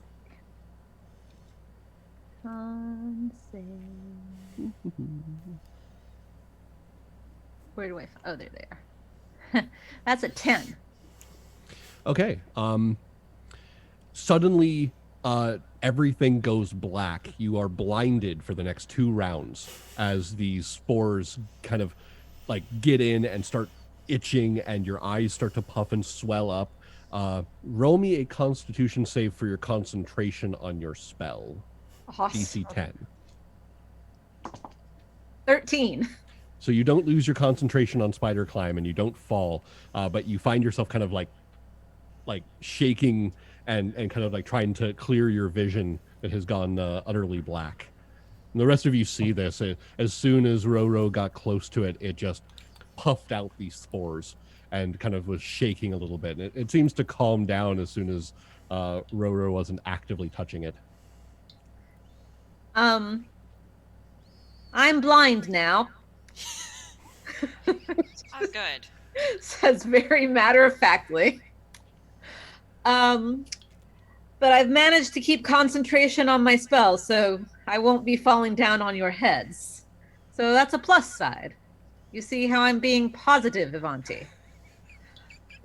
I'm not the one hanging off a cliff right now, so... Well, Blinded. just keep talking and I'll make sure I drop on your head. How's that? I'll make sure to bury you or dig you a grave while I'm down here. How's that sound? Yes. Can we pause this for a quick second? Because she's on a cliff, and I feel like that matters. Clara is in so much distress. You want some help up there? Yes, some help would be... I spotted some handholds on my way up. I could attempt my way back down. Or I could just stay here and do nothing until this clears up, even though I don't know how long that will take. Actually, after about 10-15 seconds or so, you're kind of blinking it away and you're starting to get your vision back. And sure enough, the Hermit's Bloom is just sitting there, red in the face, kind of slightly quivering as you're still nearby. Okay, I can see now. So, update. However, he's shaking angrily. Can I pull out of my bag, just a shirt? Mhm. Men's shirt, none of you have ever seen before. And, sort of make a makeshift mask out of it. Mm-hmm. Where'd you get that? That looks nice. I don't actually remember. Anyway, and Afra's gonna start climbing the cliff. Okay. DC 10 athletics check, by all means. Yep. Oh, athletic. Oh. Yeah. Oh. I fucked up. Okay. I rolled a 15, so that's -2. Oh, So that is 13. Okay. Yeah, so you climb up. It doesn't take you that long, and it's a fairly easy climb. And you get up. At this point, you're kind of off to the side, a little bit further off than Roro, and you have the shirt tied around your face. And what's your plan? What are you up to? I'm going to try to touch the plant now. perhaps we might put a bag over it, so its that's- spores go into a bag You might break it. gently. It will keep blinding us, or however else it will affect us. And you I'm might hoping smash the the mask plant and helps. completely destroy it. I'm gonna touch it. Okay. So you start making your way forward, and you attempt, like, you're pretty sure you can, like, grab this root and maybe start prying it up. And sure enough, as you get closer to it, and even before your hand touches anything, and Roro, you're still standing there. Both of you get Constitution saves. Whoopsie. Does the mask help at all? No. The mask does nothing. 14. Did you just reach out and touch it? Was that all you did? Yeah. Yeah. Roro, what Yeah. was yours? 12. 12. All right. Then hold on just a moment. Boop boop boop ba doop boop boop ba doop. Figure out doop ba doop. Oh, cool. That's appropriate. So scared. Roro, you are slowed for the next 2 rounds as per the spell. So for everyone else, you see Roro start to kind of slowly look around, somewhat bewildered.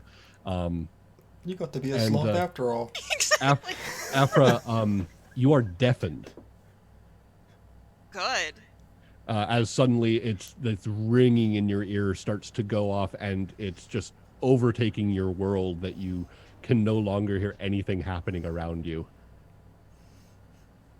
The plant continues to quiver.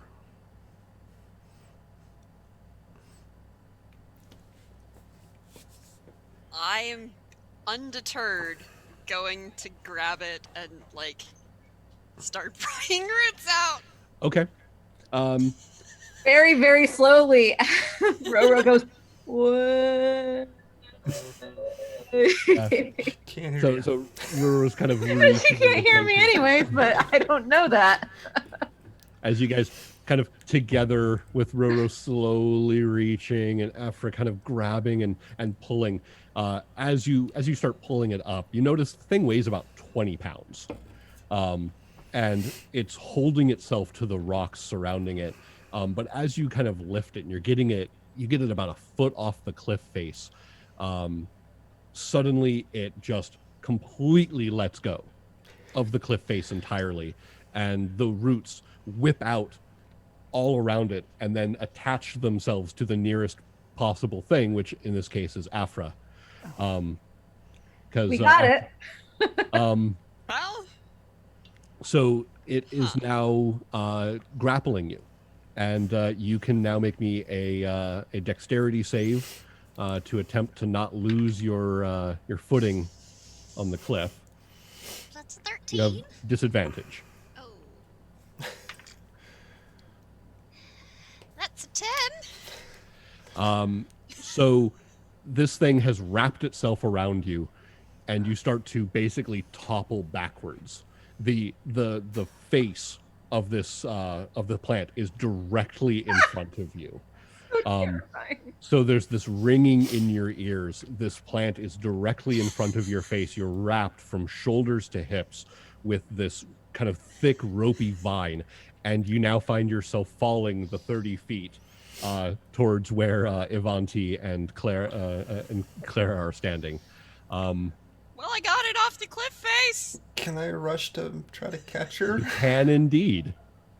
Hey, what would you like me to roll for this? I will say that you're catching a human-sized person who's coming down at you. It's not going to be too difficult. So you basically stand there and you hold out your arms and you're basically getting ready to catch. And I will say that I'll go so far as Afra falls down and you catch, bodily as she hits you. Both of you, please make me Constitution saves. Absolutely. +3. 21. 4. A 21. You actually find yourself unaffected for the moment. A 4, on the other hand, you are now deaf. You're not only deafened, you're now blinded as well. Oh, good. I got the Helen Keller going And on. you can't move because you're grappled. You're being held by somebody, but you can't see what's happening, and you can't hear anything. The ringing in your ears is still very loud, but now everything's gone black as well.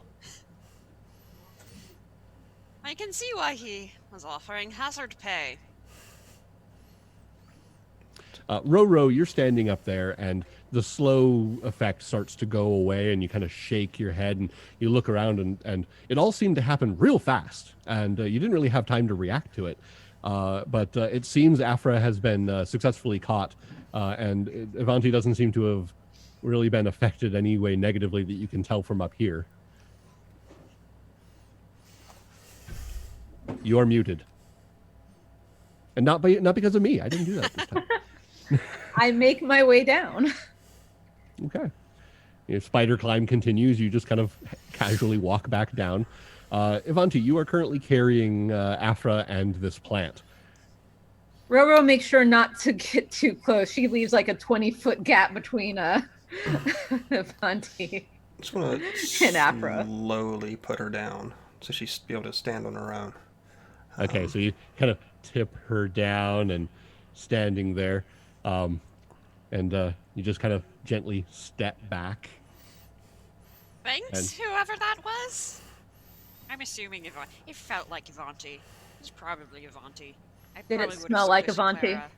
I am very swole, so Probably would have squished Clara. in both body and smell. Well, she has all of that tool, so it might have cushioned the fall.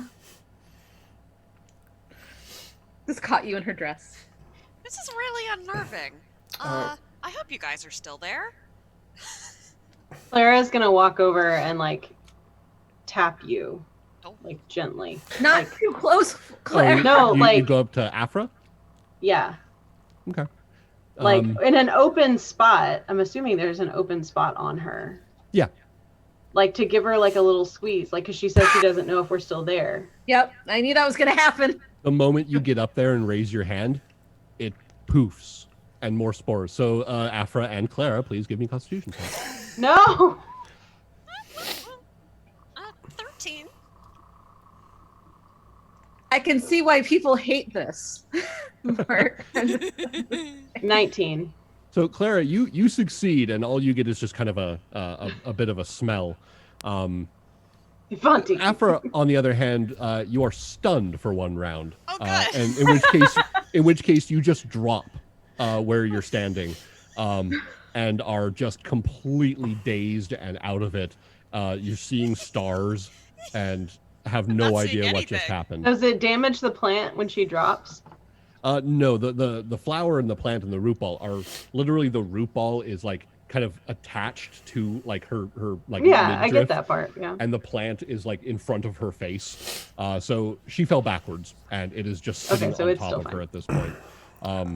And as a few moments go by, the stunning effect wears off, and then slowly the blind and the deaf goes off, and you find yourself kind of laying on the ground, wrapped up by this plant, and it's still just sitting on top of you. Try something really stupid. And just sort of like slowly crawl towards her, looking at the plant. Like, Mhm. do I have your consent to remove you from this woman? It does not answer you in any way you can see. And as soon as I go to reach out for this thing, it's going to again. But fuck it. It's just like I got to get it off of her. So Okay. I will attempt to remove it. What would Roro know about sentient plants or plants with defense mechanisms? Go ahead and roll me another nature check. At the same time, Afra and Avanti, go ahead and make me Constitution saves. Clara, are you still standing nearby, or have you stepped back? Well, Clara would have stepped back because she would have smelled the smell, and 17 for my con save. 17. Okay. Yes. I got a 9. Okay. poor girl. Congratulations, you're blind again.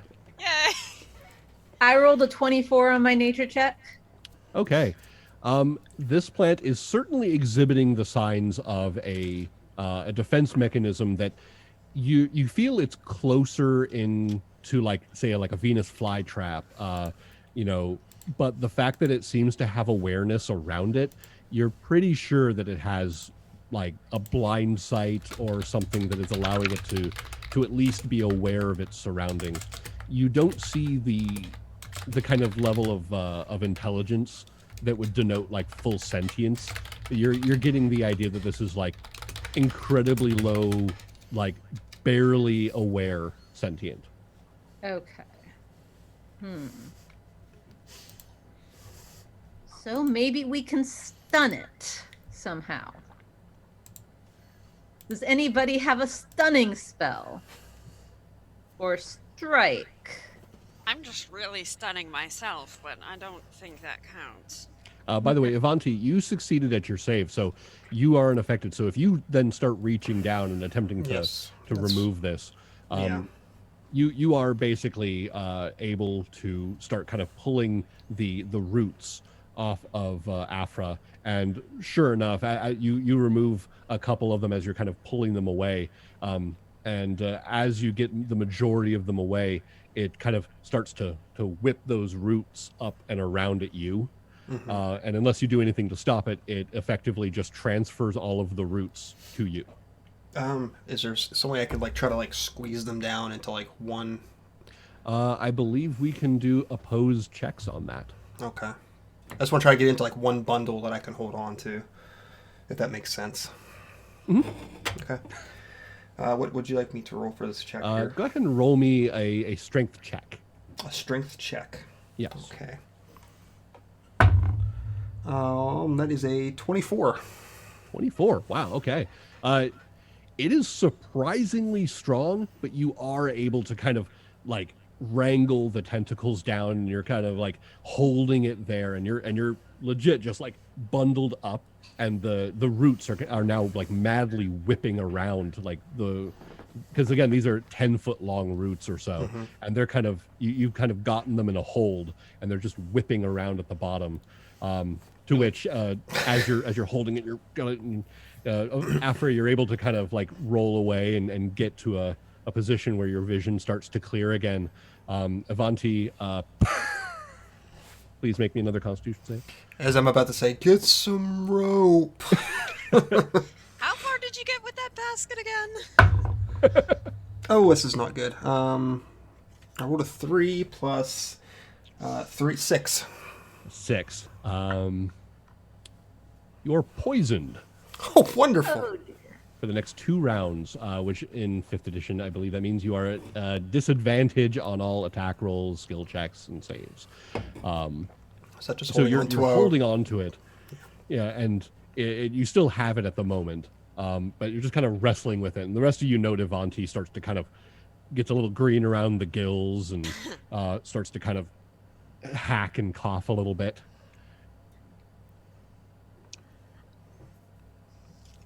Should I try to use my dress to make a? I don't know what to do. Make a bag out of your dress. Can we get something to like wrap these tentacles into a bundle? Yeah. Do we wrap it to him? Should we just let him carry it until we get back to town? I'm not carrying this thing for 2 days. I take the shirt off my face Like a baby Bjorn. and like put the shirt on the plant. Okay, so you unwrap it from your face, Yep. and you step forward towards the plant. Yeah, it's fine. It's fine. Con save, please. I guess it means me too. Yep. Oh, finally a good roll. 15. 19. 15 for Okay. me. So the 19 will succeed. The 15 unfortunately does not. Okay. That all you got.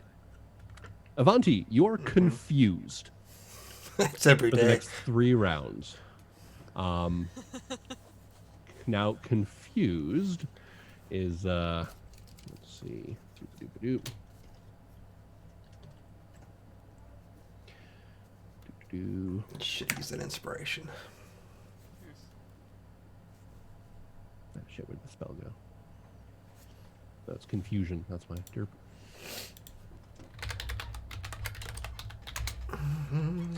Okay, so go ahead and roll me a die 10 there, Avanti. Yeah, I just looked at that myself. I'm like, shit. That's going to be a 9. You can act and move normally for the moment, so you're still holding on, you're grappling it, you're doing your thing. Okay. Afra, you reach forward and you kind of. You're, Sorry, that was a 6, not a 9. I oh, a looked at the 6? wrong one. Yeah. Then you do nothing with this round, including maintaining. Maintaining what you have grapple in going this on. thing. In which case, what ends up happening is, Afra, you make your way forward with the thing. It puffs out, and you kind of like hold your breath and squint your eyes, and you're like, okay, I'm gonna get it. And about the same time that Avanti just kind of like drops his arms to the side and stares off into nothingness for a moment, to which the plant then wraps him. It then wraps him up completely. Just like between the legs, around the knee, and just gets him into almost like a fetal position where he's now wrapped around the root ball and on the ground next to it.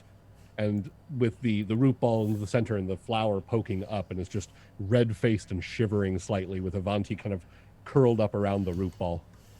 All right. I would like to go into my herbalism kit and see if I can make some sort of paralyzing poultice that I can rub on its little plant cheeks. Meanwhile, because you made your save, I'll get you there in a moment, Roro. You do get up there with the shirt, and you're kind of like trying to wrap it up around the face there. You think you might have it, but you're like, as you're kind of wrapping it around the petals, they start to kind of curl slightly, and they actually turn more red. They like the red coloring starts to expand out from the center towards the edges of the petals. And you just kind of like tie it gently around the back and like step back, and it just sits there kind of shaking as Avanti is wrapped up around it. I have manacles. Could we manacle the roots? We got to get him off Avanti first. Avanti, go ahead and roll me another die 10. As to I what was you're going to doing for ask your next one. how long does this last, so... this is going to be bad, I assume. Oh, yeah, that's bad. I rolled an 8. Who am I attacking? Well, you are grappled currently. The closest person is Afra. And I don't believe you have any of your weapons drawn. So at this point, if you wish to make an unarmed strike against the closest creature, you may do it either against the plant itself or Afra. And actually, let me because this is a random thing. Yeah. You roll a die. Afra. Okay. I'm so sorry. Oh, I'm really sorry. Oh no. Is that a crit? Yeah. That's Oh, great. no. So my unarmed damage, so I do with a crit 12 points of damage. Ah. So Afra, you make your way up there. You tie this gently. You take a half step back, and you look down at Avanti, who like suddenly just like whips his head to the side, wild-eyed, seems almost like terrified at something, and then just kicks out with his boot and just catches you in the side of the knee, and you just twist and fall. Don't. I wasn't the one saying you smelled bad.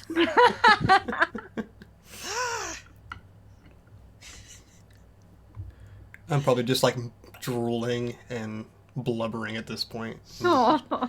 Shortly after that, Ivanti starts to kind of like come back to himself, and you have vague memories of some creature coming out of the darkness to attack you, but then those kind of fade away as you note that Afra is kind of, cradling her knee, and everyone else is kind of standing around. Roro's madly digging through an herbalism kit to see if they can make something. I will say that a basic herbalism kit probably doesn't have the exotic materials required to make something as advanced as a paralyzing potion. And she would like to explore the nearby foliage to see if there's any sort of plant, root, tuber that is known to paralyze. Okay, you start looking around for that. I have alchemist supplies if it would help any. Oh. Roro, go ahead and make me another nature check, and with advantage on this one. Yay. I do have alchemy kit if she wants to try to grab it off of me. That's a 23. As you're starting to look through things, and as you're kind of like going through the ingredients and the things in your head that you might need, you look at the plant and you get the realization it's more than likely immune to any sort of poison that you might apply to it, just due to the nature of its own plant-basedness, as well as the fact that it has these spores. So you kind of stop and think about it for a moment and go, oh, wait. Auntie, you were able to attack me quite proficiently. Just then, are you able to walk at all? I should be able to. I mean, I'm restrained, but doesn't mean I can't move, correct? Correct. So... the thing that is grappling you is literally wrapped around you. Let me just put it over top of me, and we'll just take it like this, I guess. Yeah? I don't know what else to do at this point. We're just going to be, like, wrestling it back and forth. It's going to be a waste of time. We could always switch when we stop for the night, or I'll just... stop for lunch, or whatever. Even if I just got, like, a hood or something like that, just so I could see out of it. You know? It might protect me a little bit. It seems like as long as... That's fine. Whatever you want to make, I will wear it for the time being. It seems like as long as somebody's not coming at it, it's not going to go nuts. So, Got the shirt over it. Just take it slow and steady. Mark's grin is freaking me out. I know. Yep, right? I'm so scared. So I'm not wild about this idea, but do you wish to make the attempt? I just take some rope around me and actually tie it around me so it can't come off of me. Okay. You start to kind of loop the rope around. As you do so, and as you're kind of standing up, you hear this kind of noise, and then this little puff of spores that comes out up and around the cloth, and just kind of falls around around the flower, and the face just keeps continuing to shake at this point. The vines actually end up kind of wrapping almost a little tighter around you as you're doing so. But aside from that, it didn't seem to puff as much as you were fearing. So you kind of stand and you tie it up, and it just makes that little noise, and then you're kind of standing there looking around, and everyone's just nice cool breeze coming through. Given the situation, I am okay. Bird sound in the trees. Also, I'm very sorry for kicking you. Only half my health. Should I pour some water on it? Maybe it's thirsty, because I mean we just pulled it from its home. On a cliffside with no water. Probably fine. It's probably fine. Okay. We'll I just feed thought it maybe later. it would make it happy. We'll feed it later when What does it eat? I just don't want it to eat Avanti. I don't It eat might eat people. Avanti. I don't I don't know. think it does. It could be a cannibal. Or people. I think it would have eaten Avanti by now, or at very least Afra. It's not going to eat me, okay? And it's technically not cannibalism, since It's If not. Auntie's Well, not it a might think plant. Avanti is another plant. So, I mean, Anything's possible. There are carnivorous plants out there. It's I don't believe this is one of them, though. it's a hermit, correct? As I said by name, it stays away from as many living creatures as it can. I'm not concerned about it using me as food, right now at least. You might want it to eat you. Just to get rid of us. Yeah. You're not wrong. We might as well start walking, see how far we get. If Yeah, we need to let's- switch over the babysitter at any point, we can do A that. baby? Oh. It's the size of a small toddler. It is. Maybe it wants a tickle. No. No, Yes. no. Clara, no. A Clara. small toddler with 10-foot tentacles and Yeah. Hallucinogenic properties. yeah. Yeah, I mean, like a Completely normal random toddler. Every so often during this conversation, there's this little sound as it's like more little spores are kind of like flying up a little bit out, from around the shirt tied around it. I really hope these things can't die of stress, though. That would That was a concern be bad. as well. Maybe you can take Clara's idea from earlier, Afra, and sing it a soothing song. Alright. La di da di da di da di da. La di da di da di da di da. Make me a perform check, please. Yep. Just plugging away on our loot. Oh Well, no. that. Yeah. Wait, do I get? I'm using. It a immediately new starts background. eating Avanti. Immediately starts to eat me. You have a +7 to your performance check, yeah? Do? Oh, yes. No. That is not the stats. Yeah, so that's a 9. 9. Okay. So you start to sing to it, and as you do so, you notice a little bit of the red color actually starts to recede from the petals.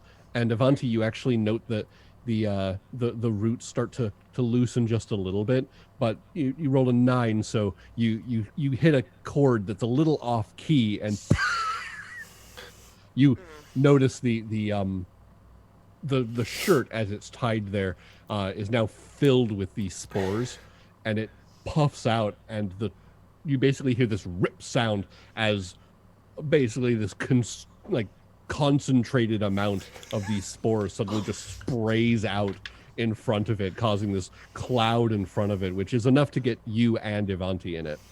Whoopsie. Wonderful. Constitution saves at disadvantage, please. Of course, at disadvantage. Of course I could. Shit. 8. It's an 8. Let's see. I rolled a 1 plus 3 with disadvantage, so that gives me a 4. Okay, Ivanti, you are stunned, so you hit the dirt. Whereas Afra, you find everything around you to be moving way quicker than it was just a moment ago, and you're just watching things around you, and you're trying to do what? As you are now slowed. Who changed the tempo on me? You'll probably fall like in comedic quickness in front of her. Yeah. The root ball is sturdy enough at least that it, as you fall and it kind of hits and it rolls you. So now again you're kind of on your side staring at this thing in the face, as you're still grappled up and now tied to it with a rope. Ivanti, do you think I should sing to it? Did the singing help? It seemed to for a second. All you see is like a finger twitch. He'll be right back with us, Clara. Just give it a few seconds. I can probably play something soothing. Okay. It seemed to work for. Yeah, Clara and Afro, do you wish to duet this? sure. Sure. Okay. One of you can provide advantage to the other one. I will help her because I'm not. My charisma's not Go high. ahead and roll me a performance with advantage, please. Well, it's a good thing I have that advantage. Okay. Dirty 20 from a natural one. So Nice. As Nice. you two start to sing and play, and the music kind of washes over it, the red recedes from the outside of the petals, pretty much into the center, and the roots relax themselves to the point where they're around Avanti, but they don't seem to be holding him. It seems to be completely incapacitated. That's funny, because so am I. Yeah, slowly though, your stun goes away, and you find yourself able to kind of like wiggle out of the roots, but you're still tied to it with a rope. So does my tempo change mid-performance? I'm just like, da-da-da-da-da-da-da. noticing the things are working, you're like, okay. So you play, and it seems to just kind of be, satiated. I can do this all day. Well, we may have to. That's okay. If it saves Avanti. All right. Well, it's a good thing I can walk and sing at the same time. Okay. And I'm So- sure nothing will hear us as we're going back home. It'll be fine. Auntie, can you at least just be grateful that this thing isn't wrapped around you anymore? And the That only was- reason that it's was tied to Josh you is because talking. you used a rope? Well, if you'd rather I carry it around, I mean, we can transfer it to you if you'd like. Sure, I'll take it. Murphy. It seems to like you, Avanti. I don't know. It's Maybe true. you should give it a tickle. No. Clara, no tickling the plant. Not tickling the plant today. The plant today. The plant today. I guess I'll just slowly press myself back up and sort of like, get the fuzzies out of my head. Mm-hmm. Let's just You'll never press get on. the fuzzies out of your head. Moving right along. Do, do, do, Footloose do, and do. fancy free. Yes. And I want to do my Oh. best to keep an eye around us because we're making a lot of fucking noise as we're walking through the woods right now. So Yep. There So- is natural habitat. Who is carrying the Hermit's Bloom at this point, then? I'll keep carrying it. Okay. Is it still tied to you, or are you just carrying it now? I'm gonna leave it tied to me. I'm not letting it get out anyway. Okay. So Clara and Afra are singing and playing, and as you're doing so, it seems to just kind of relax and just be there while the music is happening. And with that, you guys are able to you make your way back into the woods, and you're starting to kind of follow your trail back towards the camp, and then back towards the exit. And sure enough, this is again, I think I said about an hour and a half or so outside of the camp. So the two of you are continuously singing and playing for this hour and a half.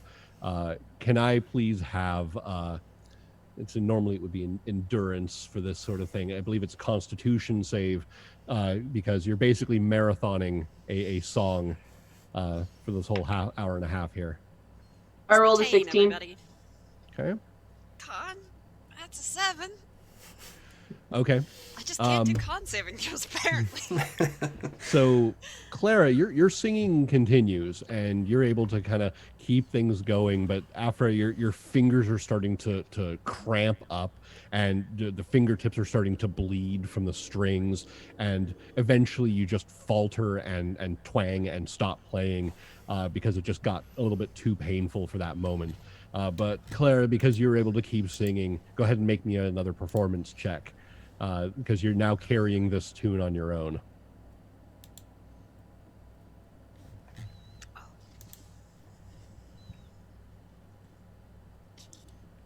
Charisma was my dump stat. Okay. I rolled a 2.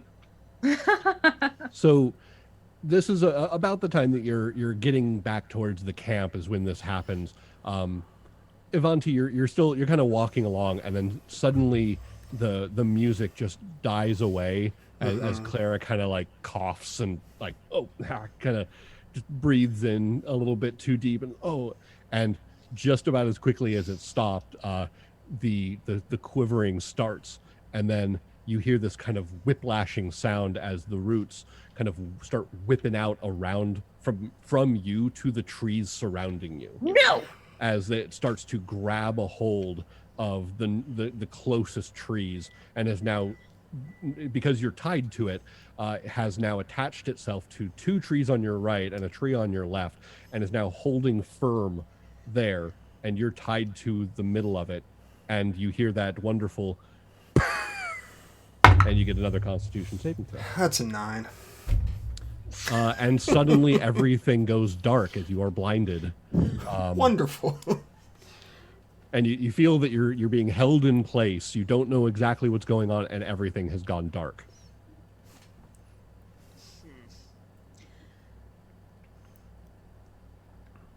Ugh. So I don't think this plan is going to work. Wait. Roro, Yes. you can change into things. I can. Can you change into something that sings? Like a bird. I'm not sure if I can do that at level 5. Like just a little tiny little songbird? Maybe? Well, let me check. Or a whale? I don't know. What else sings? I would die. You'd be fine. A whale? Like a small whale. I don't know. So you note that, or those of you who still have the vision, as you're kind of like looking around, you note that just ahead, probably maybe like 50 feet ahead of you, is the clearing that contains the camp. You can just make it out through the trees. But again, you also note Avanti is there now, basically suspended between 2 trees. Frogs. Frogs sing. Can you do a frog? Let's see. I suppose frogs do sing. You know, those little spring peepers, that sort of chirp. Hmm. And they sing songs about rainbows too, you know. Could we just We can. go back to this try. gnome and hold him up for 2,500 gold? Because this is not seeming to be our time at this point. We're out here already. We got the thing of. I think we did the hard part already. I beg to differ with that, but okay. We'll be fine. Yeah, I had a poker face once. Can't we just start singing again? I mean, I failed a performance check, but I cleared my throat, sipped some water, and Yeah, you know. Yes, I can't turn into birds until level 8. Should we just take like a long rest or something and rest our vocals up and... Actually,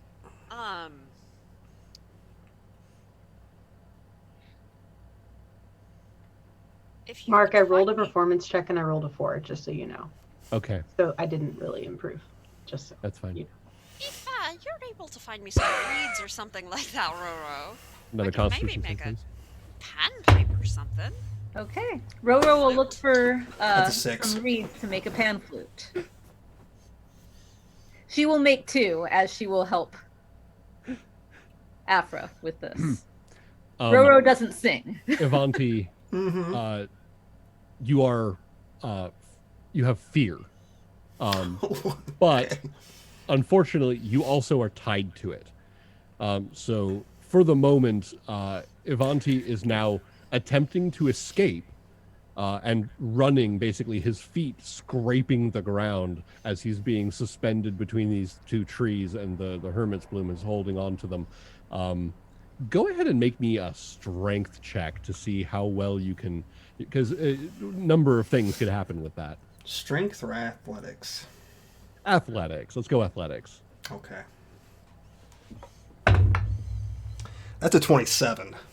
So first it starts with a scream, and then the flailing and running as Ivanti starts to basically put his back into it and wrenches forward, and you hear the snapping sound of the rope. It just breaks, and he jets forward as if shot from a slingshot, and just goes running full tilt into the clearing ahead of you. Can I cast Tasha's Hideous Laughter on him? I mean, I am not going to stop you. Okay. I need him to make a wisdom saving throw. You got a wound or some salt? Okay. A wisdom saving throw, you said? Yes. Oh. That's a +0. Okay. That's a 2.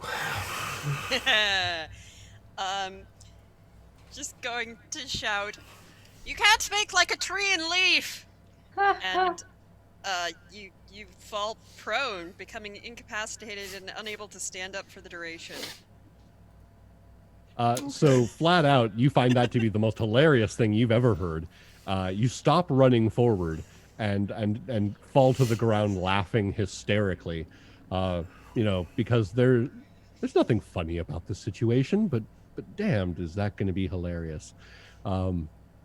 Meanwhile, the rest of you are standing there. Hermit's bloom is still attached to those trees. Ivanti is now laughing, which, by the way, the fear subsides shortly after the laughing starts. And then you're just kind of sitting there, and the Hermit's bloom is still kind of shuddering in the tree there. Oh, it's not attached to Avanti anymore? No, he broke the rope and started running forward. So I'm probably sitting there out of breath, like tears running down my dirty cheeks at this point, sprayed out in like this mess of dirt and leaves. Yeah, you got slingshot forward and then knocked prone by laughter, so you literally just face planted and skid like 3 feet. Are you doing all right now? Can I drop the laughing? If I'm still laughing, I guess I'm still laughing, right? So I can't do anything but laugh. Is that correct? You find it everything hilariously funny, and fall into fits of laughter, and you're Incapacitated and unable to stand for the duration, so completely incapacitated. So I would just be laughing no matter what you say at this point. So actually, the more you say, the more I probably laugh about it. At the end of your turn, you do get to make another save, though. yes. So I'm laughing. I am, after about how long it took the blindness and the deafness and all of that to wear off, I'm gonna drop concentration on the spell. Okay. Beautiful. So the laughter subsides, and you once again fail to see the humor in the current situation. Ain't that the truth? Otherwise, we'd cry.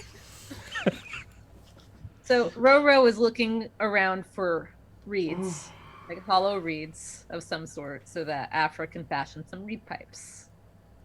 Okay. Flute of some sort.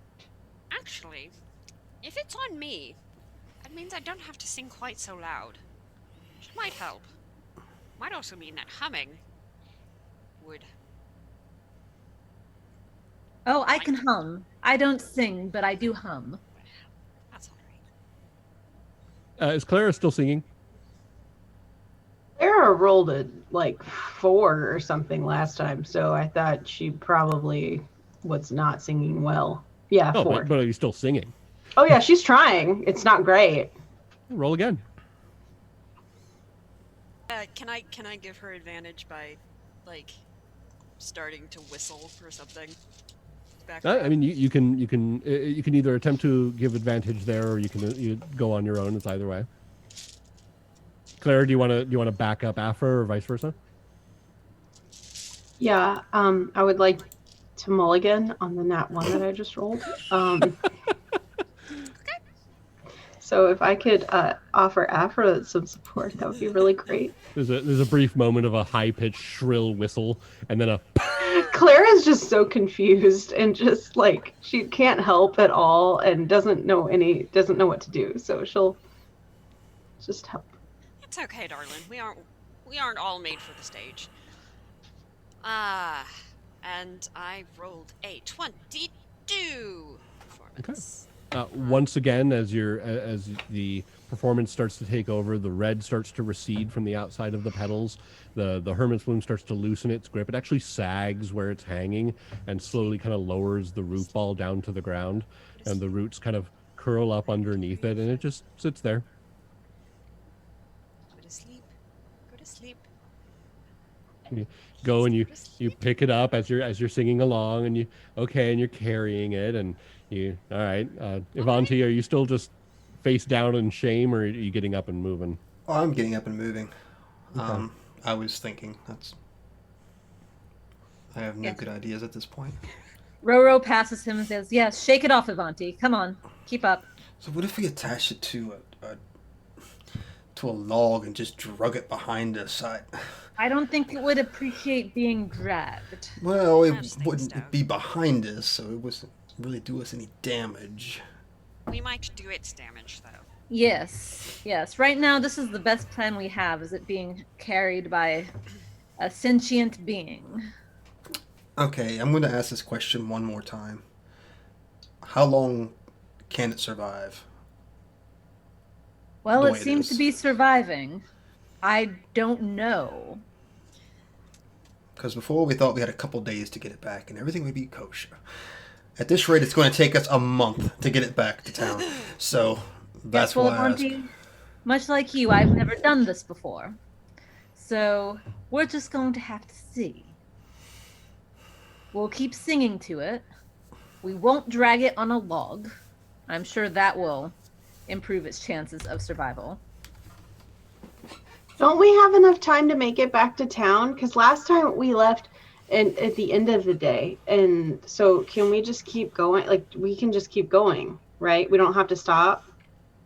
Yes. So let's just keep going. And so we'll get back to town today. Sure. Avanti. Oh, it was a 2-day travel to get to the woods. We'll just keep going, Avanti. Well, we should at the very least get clear of the woods. Okay. Leave some dangers behind us. So So once now we're that able- you said that, I do worry about bringing this plant into a crowded metropolitan area Eh, where it will be jostled constantly. well, hopefully the singing will help with that. It's nice to be appreciated, though. I will say Maybe that. we can go get him and have him come meet us. And then it's his problem. For that.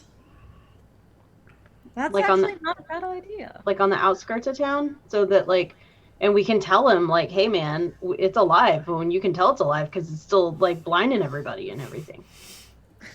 Yep. Yeah? In fact, we can let it blind him, just so he knows that it's alive. Oh, yes. Yes, That'll be fun. Oh, yes. That sounds good. Love. So you guys continue on your way. we do. All right. So you head the extra 50 feet or so until you get back to the clearing. The trail on the other side of the clearing leads back out to the exit to the woods. But as you make your way back into the clearing itself, you note I believe there was a 17 passive perception. First thing you note is that it's the clearing is pretty much how it was when you first entered it. But then you realize that means that the bodies of the ettercaps aren't there. And as you look around, it looks like there's like maybe a new layer of just foliage and other kind of detritus on the ground. And as the group is starting to make their way through, you notice that next to one of the kind of collapsed tents is what looks to be just a pile of refuse, a large kind of mound of various just plant life and vines and leaves and other such things. And for a moment, you're just like, oh, that's really odd and strange that there's just this random pile of, and you get about halfway through that thought before it starts to shudder and move as this pile of plant life starts to grow, and as it moves and it kind of, you see a set of shoulders with a massive head opening up with a maw filled with wooden sharp teeth, as this massive sentient vegetation suddenly looms up in front of the group. And go ahead and roll me an initiative as you guys are now in the front of a fairly large and imposing shambling mound. 17. 14 for Clara. Dirty 20. 20 for Roro. I got a 17. 18. 18 for Afra. And Vonti. I see. 17. What do you got? 17. You're muted. Oh, I'm sorry. 17. 17. All right. Yep. Doop. And it's... These things don't do surprise. 5. All right. So, Roro, it is your turn. And you see this, again, large form looming up in kind of the middle of this camp.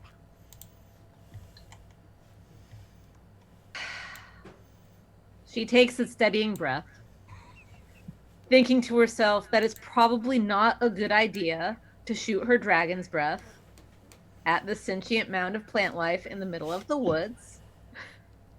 But she's going to do the next best thing. And she gets her staff. She does it like a little flourish. And she calls down lightning on top of it. Awesome. It's worse. That is a dex save. So much worse. It does not even attempt to move out of the way. So you call down lightning, you raise your staff and you slam down. This thing, as the lightning hits it, you notice that it immediately grounds. And the various vines and wood that you can see that's exposed start to crackle a little bit, and the whole thing kind of undulates. And it doesn't quite grow, but it definitely looks like it got energized from the hit. Awesome. Awesome. Oh, Awesome. Hold on. That's fantastic. Yeah. Afra.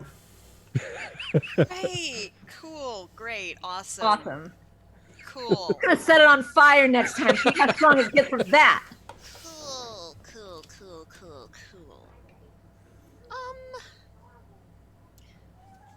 That doesn't have a thing, does it?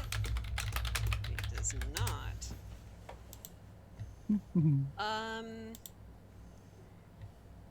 I'm going to cast Dissonant Whispers again.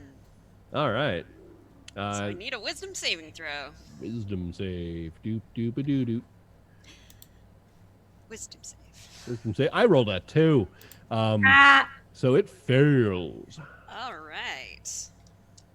Get that damage. That damage. That is 12 points of psychic damage. 12 points of psychic damage. And it must immediately use its reaction to move as far as its speed allows away from you.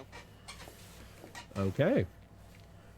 In which case, as you guys see that, it starts to, it shudders and it moves when the lightning hit it. And then there's the, Afra casts her spell and it starts to kind of, look, its head kind of whips back and forth. It makes a sound like a tree, slowly bending and creaking, and starts to just slink off into the distance, which of course is about the time that your spell goes off, and then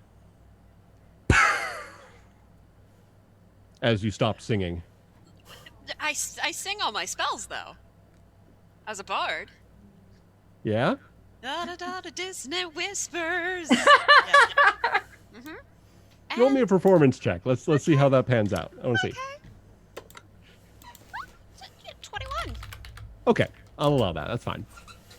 So you continue singing through your spell. Yeah, and I am going to cast a healing word on myself because I love myself.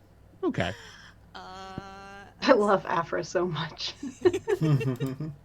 Well, in that case, it used its thing. So, Ivanti, anything you wish to do? It looks like the thing has run away a little bit. Yeah, it definitely moved out of my melee range. There is a clear line now from where you guys are standing to the exit of the clearing. I guess I'll just keep, Let me move to the middle of the clearing, which I assume would be around where this fire would be on our map here. Mm-hmm. And I'm going to hold my action with a crossbow in case it decides to turn back around. Okay. Got that. All right. Clara. Actually, I'm retcon that. I'm going to use my whip. Hold my whip out and hold my action. Okay, got it. Clara, what do you got?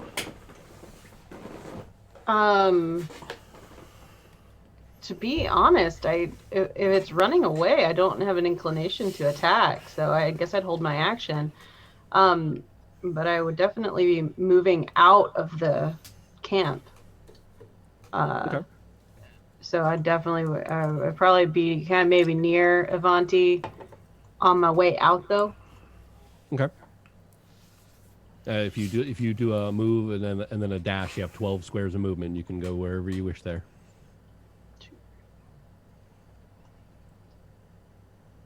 I guess I'm over there then. Okay. Thank you. Mm-hmm. All right. And then its turn. It uses its reaction to run away, and then I believe it's back to normal, yeah? Okay. All right. So in which case, after kind of slinking its way off to the side there, it stops and kind of shakes its head and shoulders, again, sounding like you're rustling a giant bush, and it slowly starts to turn around, again, a creaking sound as it looks back, and it seems to square in on Avanti there. And as it does so, it starts to kind of loom up and kind of almost like it's rolling forward. It moves slowly, but it's definitely on its way towards you. Okay. All right. I believe that brings us to Roro. So it's charging us again? It turned around and is slowly making its way back. Okay.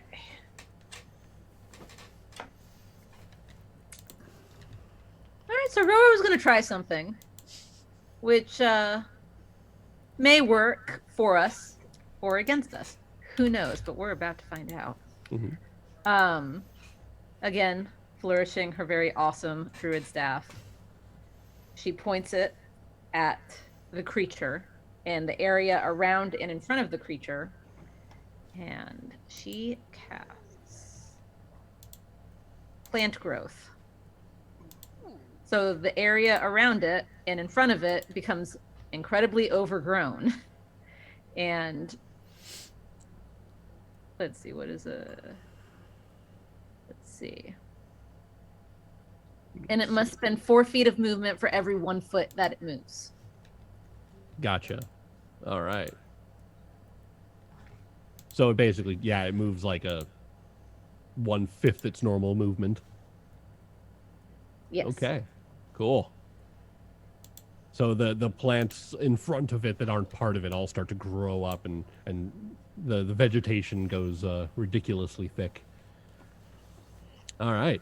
Not a problem. Anything else? Do you wish to move? No, I'm good where I am. I want to kind of stick by Clara and Afra. And I guess... Oh, Clara has booked it to the other end of the clearing. Oh, has she booked it? To the exit, yeah. Okay. Then I will follow suit. Floofy dress, just flapping in the wind, just trucking her way. Oh, gone. So you get your since you took an action, you get 6 squares. Okay, so I get 6 squares. Mm-hmm. 4, 5, 6. So I'm a little bit closer to Avanti now. Okay. Got some rough terrain there, no problem. All right, Afra, your turn. Okay. I'm singing with a plant. I'm singing with a plant. I'm gonna dash Okay. towards where Clara's going. Go ahead and also continue making me a performance check, please. 10, 11, 12. Okay. 14. Okay. It continues to sit docilely in your hands. All right. Avanti. Okay. So much crap in front of me. Mm-hmm. 10, 15, 20, 25. That puts me within 10 feet of it, correct? Yes, I believe. Now, I was actually just looking at the spell. Depending on where Roro pointed this, you choose a point within 150 feet, and all plants in a 100-foot radius become overgrown. So that would be on our map here. If you're talking 100-foot radius, I'm going to give you the benefit of the doubt and say you probably pointed it back behind it a ways, so as to not encompass the group. So we'll say that basically this area here is now completely overgrown. Sucks. Sorry.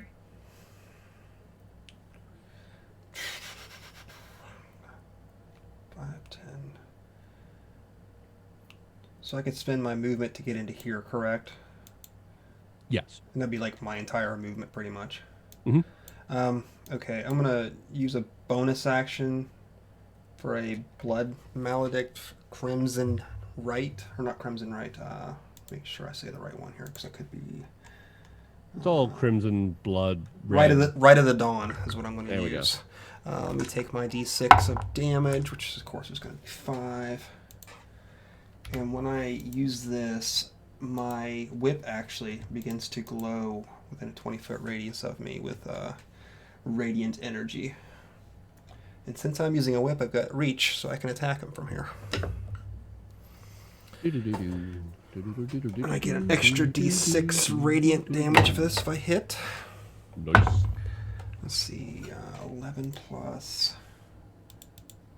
Where's my actions? There they are. 11 plus 8, so that's 19 to hit.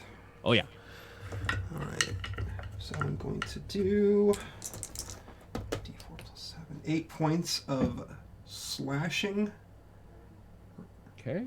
and 2 points of radiant. All right, so a total of 10? Yes. All right.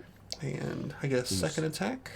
Mm-hmm. First whip slash hits into its soft under foliage. Okay, that's 27 hits. That definitely hits. Oh, yeah.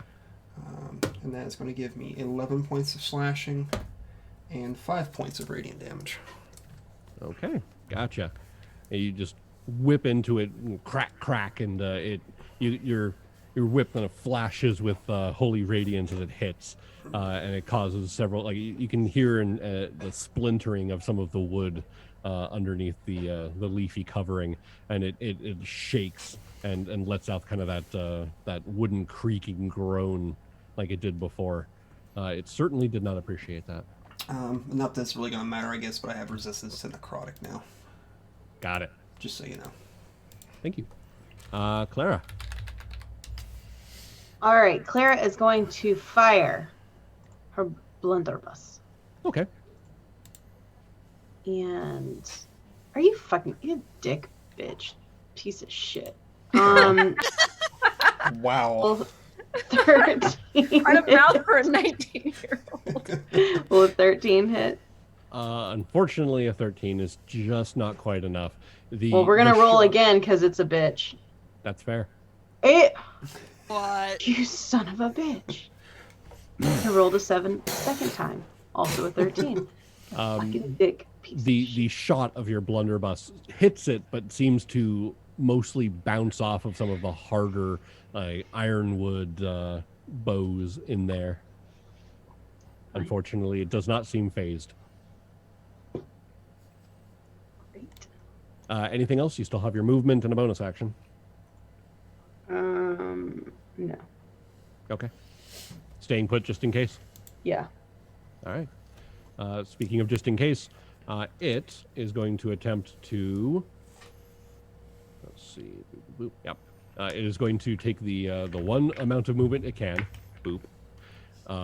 As it inches forward through the foliage as it gets towards Avanti, and it kind of rears back, and it's got these kind of like almost pseudopod-looking growths coming out of it, and it just kind of slams down at Ivanti with both of these kind of large, looming appendages.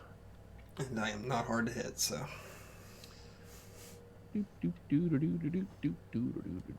That's a 15. That's my armor class. Oh.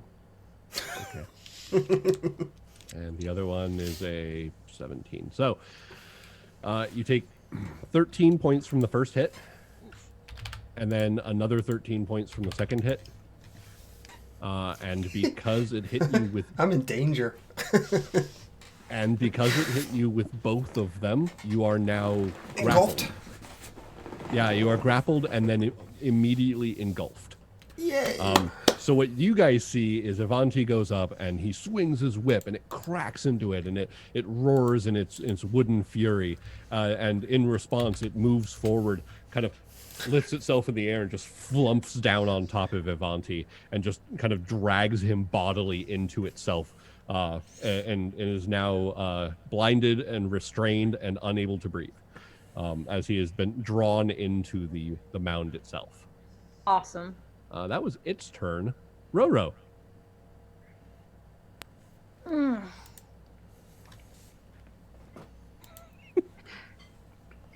Those faces are the ones that I live for as a DM. I knew what I was getting into. I love shambling lambs. Such a great monster. I love them. Yes, they are. What do you got, Roro? Roro is thinking, because now she sets it on fire. She also sets Avanti on fire. And she's really trying hard not to do that. Come on, you know you want to. Oh, she does. But not right now. You've been saying this mantra since the beginning of don't want to set Avanti To on be fire. fair, I'm inside the mound, so if you want to burn on the outside, I think it'd be all right. True. Yeah.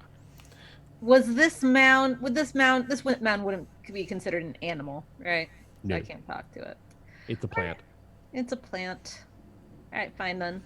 I'm going to cast Thunderclap on it. Okay. That's a saving throw, yes? Yes. Doop, doop, doop, doop. 22. Sorry. Yeah, you make it. Big kind of bang clap, and it just kind of shrugs a little bit. Any Awesome. movement? Yes, I suppose Roro. Feeling bad for hurting Avanti's feelings so much, I guess. Yeah, that sounded very genuine. I guess. She will go to the area where Avanti disappeared. Okay. And that will be the end of her turn. Alrighty. Oh, that brings us to Afra. Oh boy. I am going to.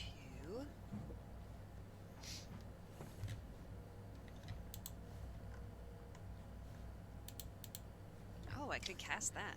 Oh ho ho. I'm going to use unsettling words. Hmm. So, uses one of my bardic inspirations to, so I will roll a d8, Okay.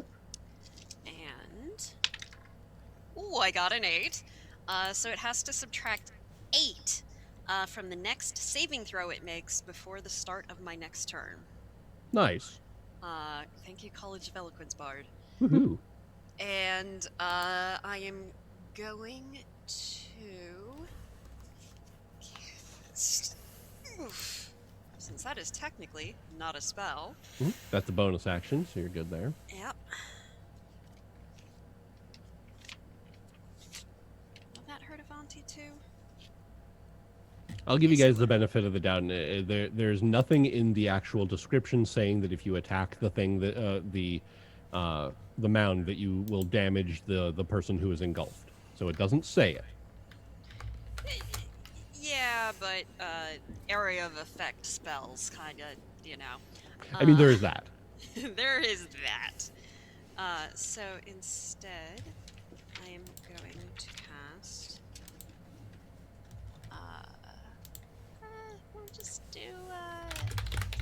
whispers again. Yeah, Okay. yeah, some dissonant whispers. So it needs to make that wisdom saving throw and subtract 8. All right. Subtract 8, huh? Mm-hmm. All right. It got a 5. So roll thine damage. Right. It's not going to get very far, but... that is 13 points of damage. 13. All right. 13 points of damage, and it then, because Ivanti is absorbed into it, it's then going to move its 1 square away and drag Ivanti with it.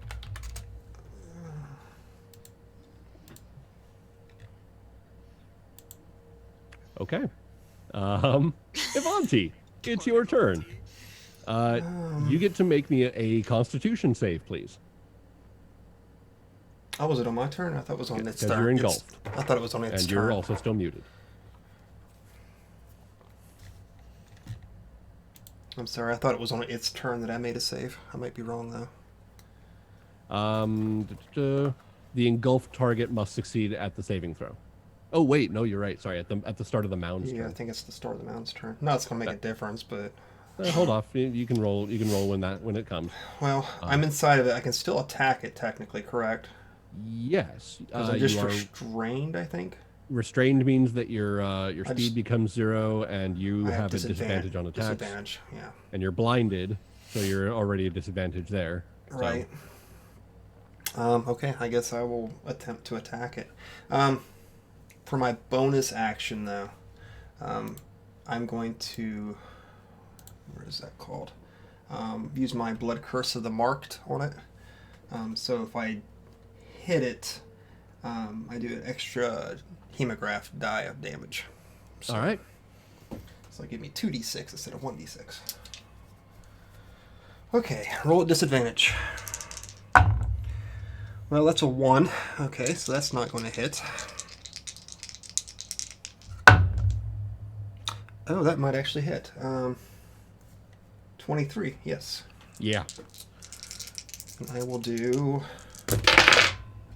8 points of bludgeoning. Ooh, and 12 points of radiant. Nice. All right. Yeah, it certainly did not appreciate that. It just, you kind of, those of you outside see like this brief flash of radiant light from inside the mound as kind of the muffled sound of a whip crack happens. Yeah, it just kind of like shakes and seems to kind of groan again in its in pain. Anything else? I can't move, so... Clara?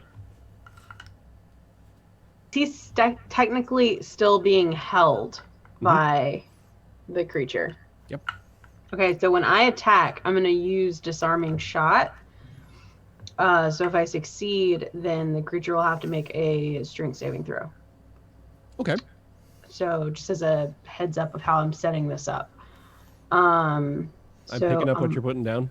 I'm going to attack. This will hit because it's a 19. So that is 14 piercing damage. And then because it's a success, you have to make the strength saving throw. Okay. How much damage is that again? 14 damage, 14 piercing. Okay. 14 damage and strength saving throw.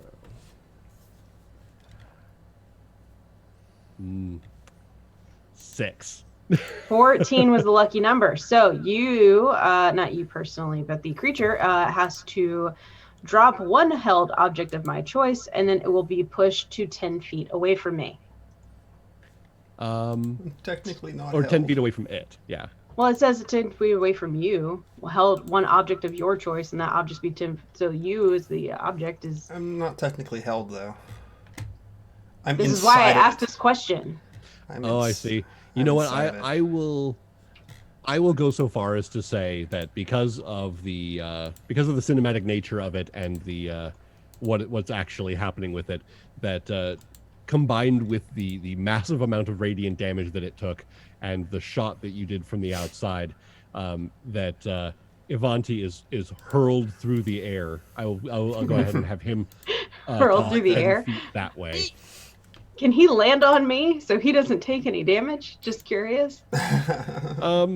Since you're like, what, 5, 10, 15, you're like 35, 40 feet away. Yeah. I'm going to say that he got spit out to the edge of here and Okay. doesn't take damage from that. But, Okay.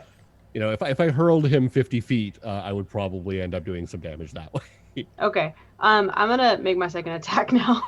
Go for it. Just one more time. Thank you, D&D Beyond, redeeming yourself, you bitch. 22. Oh, yeah, 22 will Wow. hit. And 6 points of piercing. All right. Got it. Thank you. No worries. As for it, it has had enough of this. It has no particular reason to want to stick around, and it starts to slowly crawl away through the Opportunity thickened attack. underbrush. Opportunity attack. It's I'll within give it to 10. you. Yeah. It's within 10 feet of me. Go for it. I don't have a disadvantage anymore, correct? Nah, you're good. Okay. We'll say that you're able to attack from where you are without being prone or anything. Oh, yeah, I hit. He's been through enough. That's like 19 plus 8, I think. You're good. Yeah, 27. I just want to really... I'm mad. That's going to be 11 points of blood or slashing and 9 points of radiant. Nice. It groans again, and you hear the wood So cracking and snapping as it shambles away. All right. And from there, I believe it goes back to Roro. Do you wish to do anything to it as it has decided to quit the field? Yeah, I'm gonna send another thunderclap at him. Hell yeah, you are. I rolled a 3. Yay! So it's a total of a 6. So yeah, go ahead. All right, I do 8 points of damage. 8 points. All right. It shudders again, and it's like you can see like pieces of it are falling off of it as it goes. Good. Afra, is there anything you're doing? No, I'm just keeping on jamming. Okay, you How's our continue. plant baby? Ivanti. Is it still within range of me? At this point, no, it has moved. Well, I have a crossbow. Go for it. I still get 2 attacks with that. If it's a heavy crossbow, no, I believe. I have a light it has crossbow. The loading. The light crossbow doesn't have the loading trait, does Okay. it? I don't. Yes, Oh, it it does. does. Yeah. So loading means you get 1 shot. Okay. I'll take 1 shot. Why not?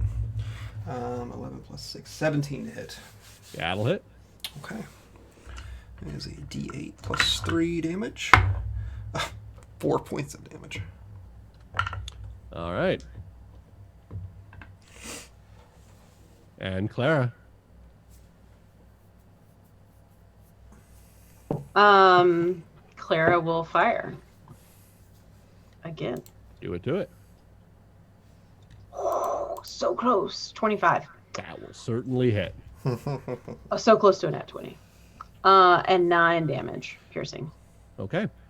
In which case, as it is shambling towards the edge of the clearing and it is just about to get to the tree line, Clara finally just blasts it dead center with the blunderbuss, and there's the sound of snapping branches, cracking wood as a puff of just splinters and leaves fly up from the center of it, and the whole thing just crumples down into the dirt and lies there unmoving. Nice job. Ivanti, are you okay? Are you okay, Ivanti? I am bleeding profusely currently. Would a flower crown help? It's gonna make me stop bleeding. It And can make you feel better. with that, friends, due to the time, I'm going to, if it is all right with you, we can wrap this up in a nice bow. Okay. You have successfully acquired the Hermit's Bloom, and through the ingenuity of handing it back and forth and singing to it over the course of the next 2 days of travel, and we'll just kind of we'll leave some of the travel to the imagination as to how many things went wrong, but you're able to retrieve it back to town, which, of course, as you approach the town, you meet up with Elvip Glitterwand, who, the moment he sees you approaching, pulls out what looks to be a small music box, cranks it up, and casually takes the plant, puts it into a cart next to the music box, thanks you for your troubles, and hands you a small chest filled with gold, and appreciates everything that you've done for him, leaving you there with your money and probably some very, very hurt feelings. And to that end, you are now decidedly more wealthy than you were when you started, and you have successfully retrieved the Hermit's Bloom. So congratulations. Yay us! Yay! We made it. Oh, it's a How good was that thing I close? decided to play a bard. Yes, you were like Yes. true deciding factor in all of this. It's like, ooh. So I just wanted to say, as a thank you for letting me run this with you guys, and as a formal apology for letting me run this for you guys, I'm going to share the document so you guys can have this adventure. Oh, fun. Oh, thank so you. that if you wish to apply this to anybody else, that you are free to do so. But thank you for that.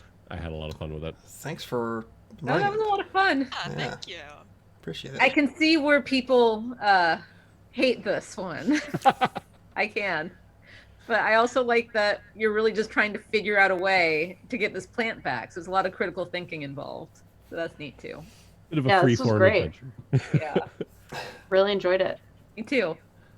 Well, thank you. Thank you all so much for having me, too. Oh, Yeah, thanks for We listening. loved It's a you. pleasure. yes. You were great. Amazing. It works out really well that we had a bard and a druid here, because if you don't have either of those, this is decidedly more difficult. So I suppose this is the time normally, I guess, that we would do like a who are we and what are we working on thing. Sure. Saevrick, why don't you go first? Because I always close the stream out. That's usually why I go last. Oh, I see. Then we'll start. Clara, go. Hannah. Me. Sorry, Clara? I was reading chat things. My name's Hannah. You can find me on Twitter at Stop That Old Woman. I'll let Josh talk about where we play games because we play the same things. So that's it. That's it. That's all I have. Kelly? I am Kelly. I was Roro. There you go. You can find me on Twitter and Instagram at MightyMurph28. And I play here on Saturdays at 7 in our Star Wars Exile game, playing the adorable and troublesome Snuggle. And I look forward to seeing you all again next week. And tonight was so much fun. Some Anne? I'm Anne. I played Afra, and you can find me on Twitter at Then There's Anne. It's Anne with an E, or Twitch with Twitch, and Then There's Anne. I stream Jackbox party games on Friday nights, and usually trivia on Tuesdays, and then just sort of a smattering of whatever else I feel like. I just finished Dragon Age Origins, Nice. so maybe coming up with something else soon. Awesome. And again, thank you so much for joining us. It was short notice, and it was appreciated. Yeah, absolutely. Well, I was your DM for the evening. I am Mark of Digital and Dice. I podcast. We currently have Digital and Dice, the podcast, which is coming out every other week, and it's basically just about this kind of thing. We talk about D&D and kind of high concept stuff and GM advice and things like that. someday in the future, again, we'll get back to doing our stream games, Hazardous Endeavors and Accidental Crusade, and we'll see when that comes back. But for now, you can hit us up at digitalanddice.com. You can listen to the podcast there. You can respond to our questions there. You can do all that sort of stuff. And there's links to everything else. If you search Digital and Dice, chances are you'll find me. Guess that makes me last. Huh? I see my son in chat. Sorry, I'm just wondering what happened. He must have got bored about something. Okay. Anyway, hi. I am Josh or Saevrick. Tonight I've been your player. I've been your best friend. Let's see. We have this Saturdays at 7 p.m. We have our Star Wars D20 game set in the KOTOR universe, but just an alternate timeline. Otherwise, Wednesdays at 9 p.m. Eastern Time, we have a Blades in the Dark game, which is ran by Not Another Nate, who's an amazing game master. And Hannah plays in it too, so she gets to annoy me twice a week. It's amazing. I want to thank Anne for being here. Really appreciate it. I want to thank, of course, Hannah and Kelly for coming to do this tonight because I wanted to play. I didn't care what we played, but I wanted to play something. And Mark, of course, for running it. I really appreciate it. I don't get to be a player very often, so at least like in Dungeons and Dragons, I get to play it every week and Blades in the Dark, but we won't talk about that. Yeah, so that's all I've got going on currently. Anything else that you all want to say before we head out for this evening?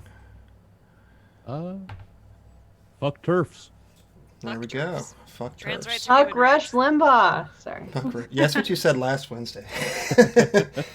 I feel like it warranted repeating. Yeah, it does. It was Black Lives Matter, trans rights are human rights. Ted Cruz is a douche. Yeah, he's We something. knew that. We knew that already. It's always been true. Okay, so I guess I will let everybody go. Thanks for stopping by, everybody. Came by to chat and sub and everything. It was amazing. We'll catch you all some other time. Good night.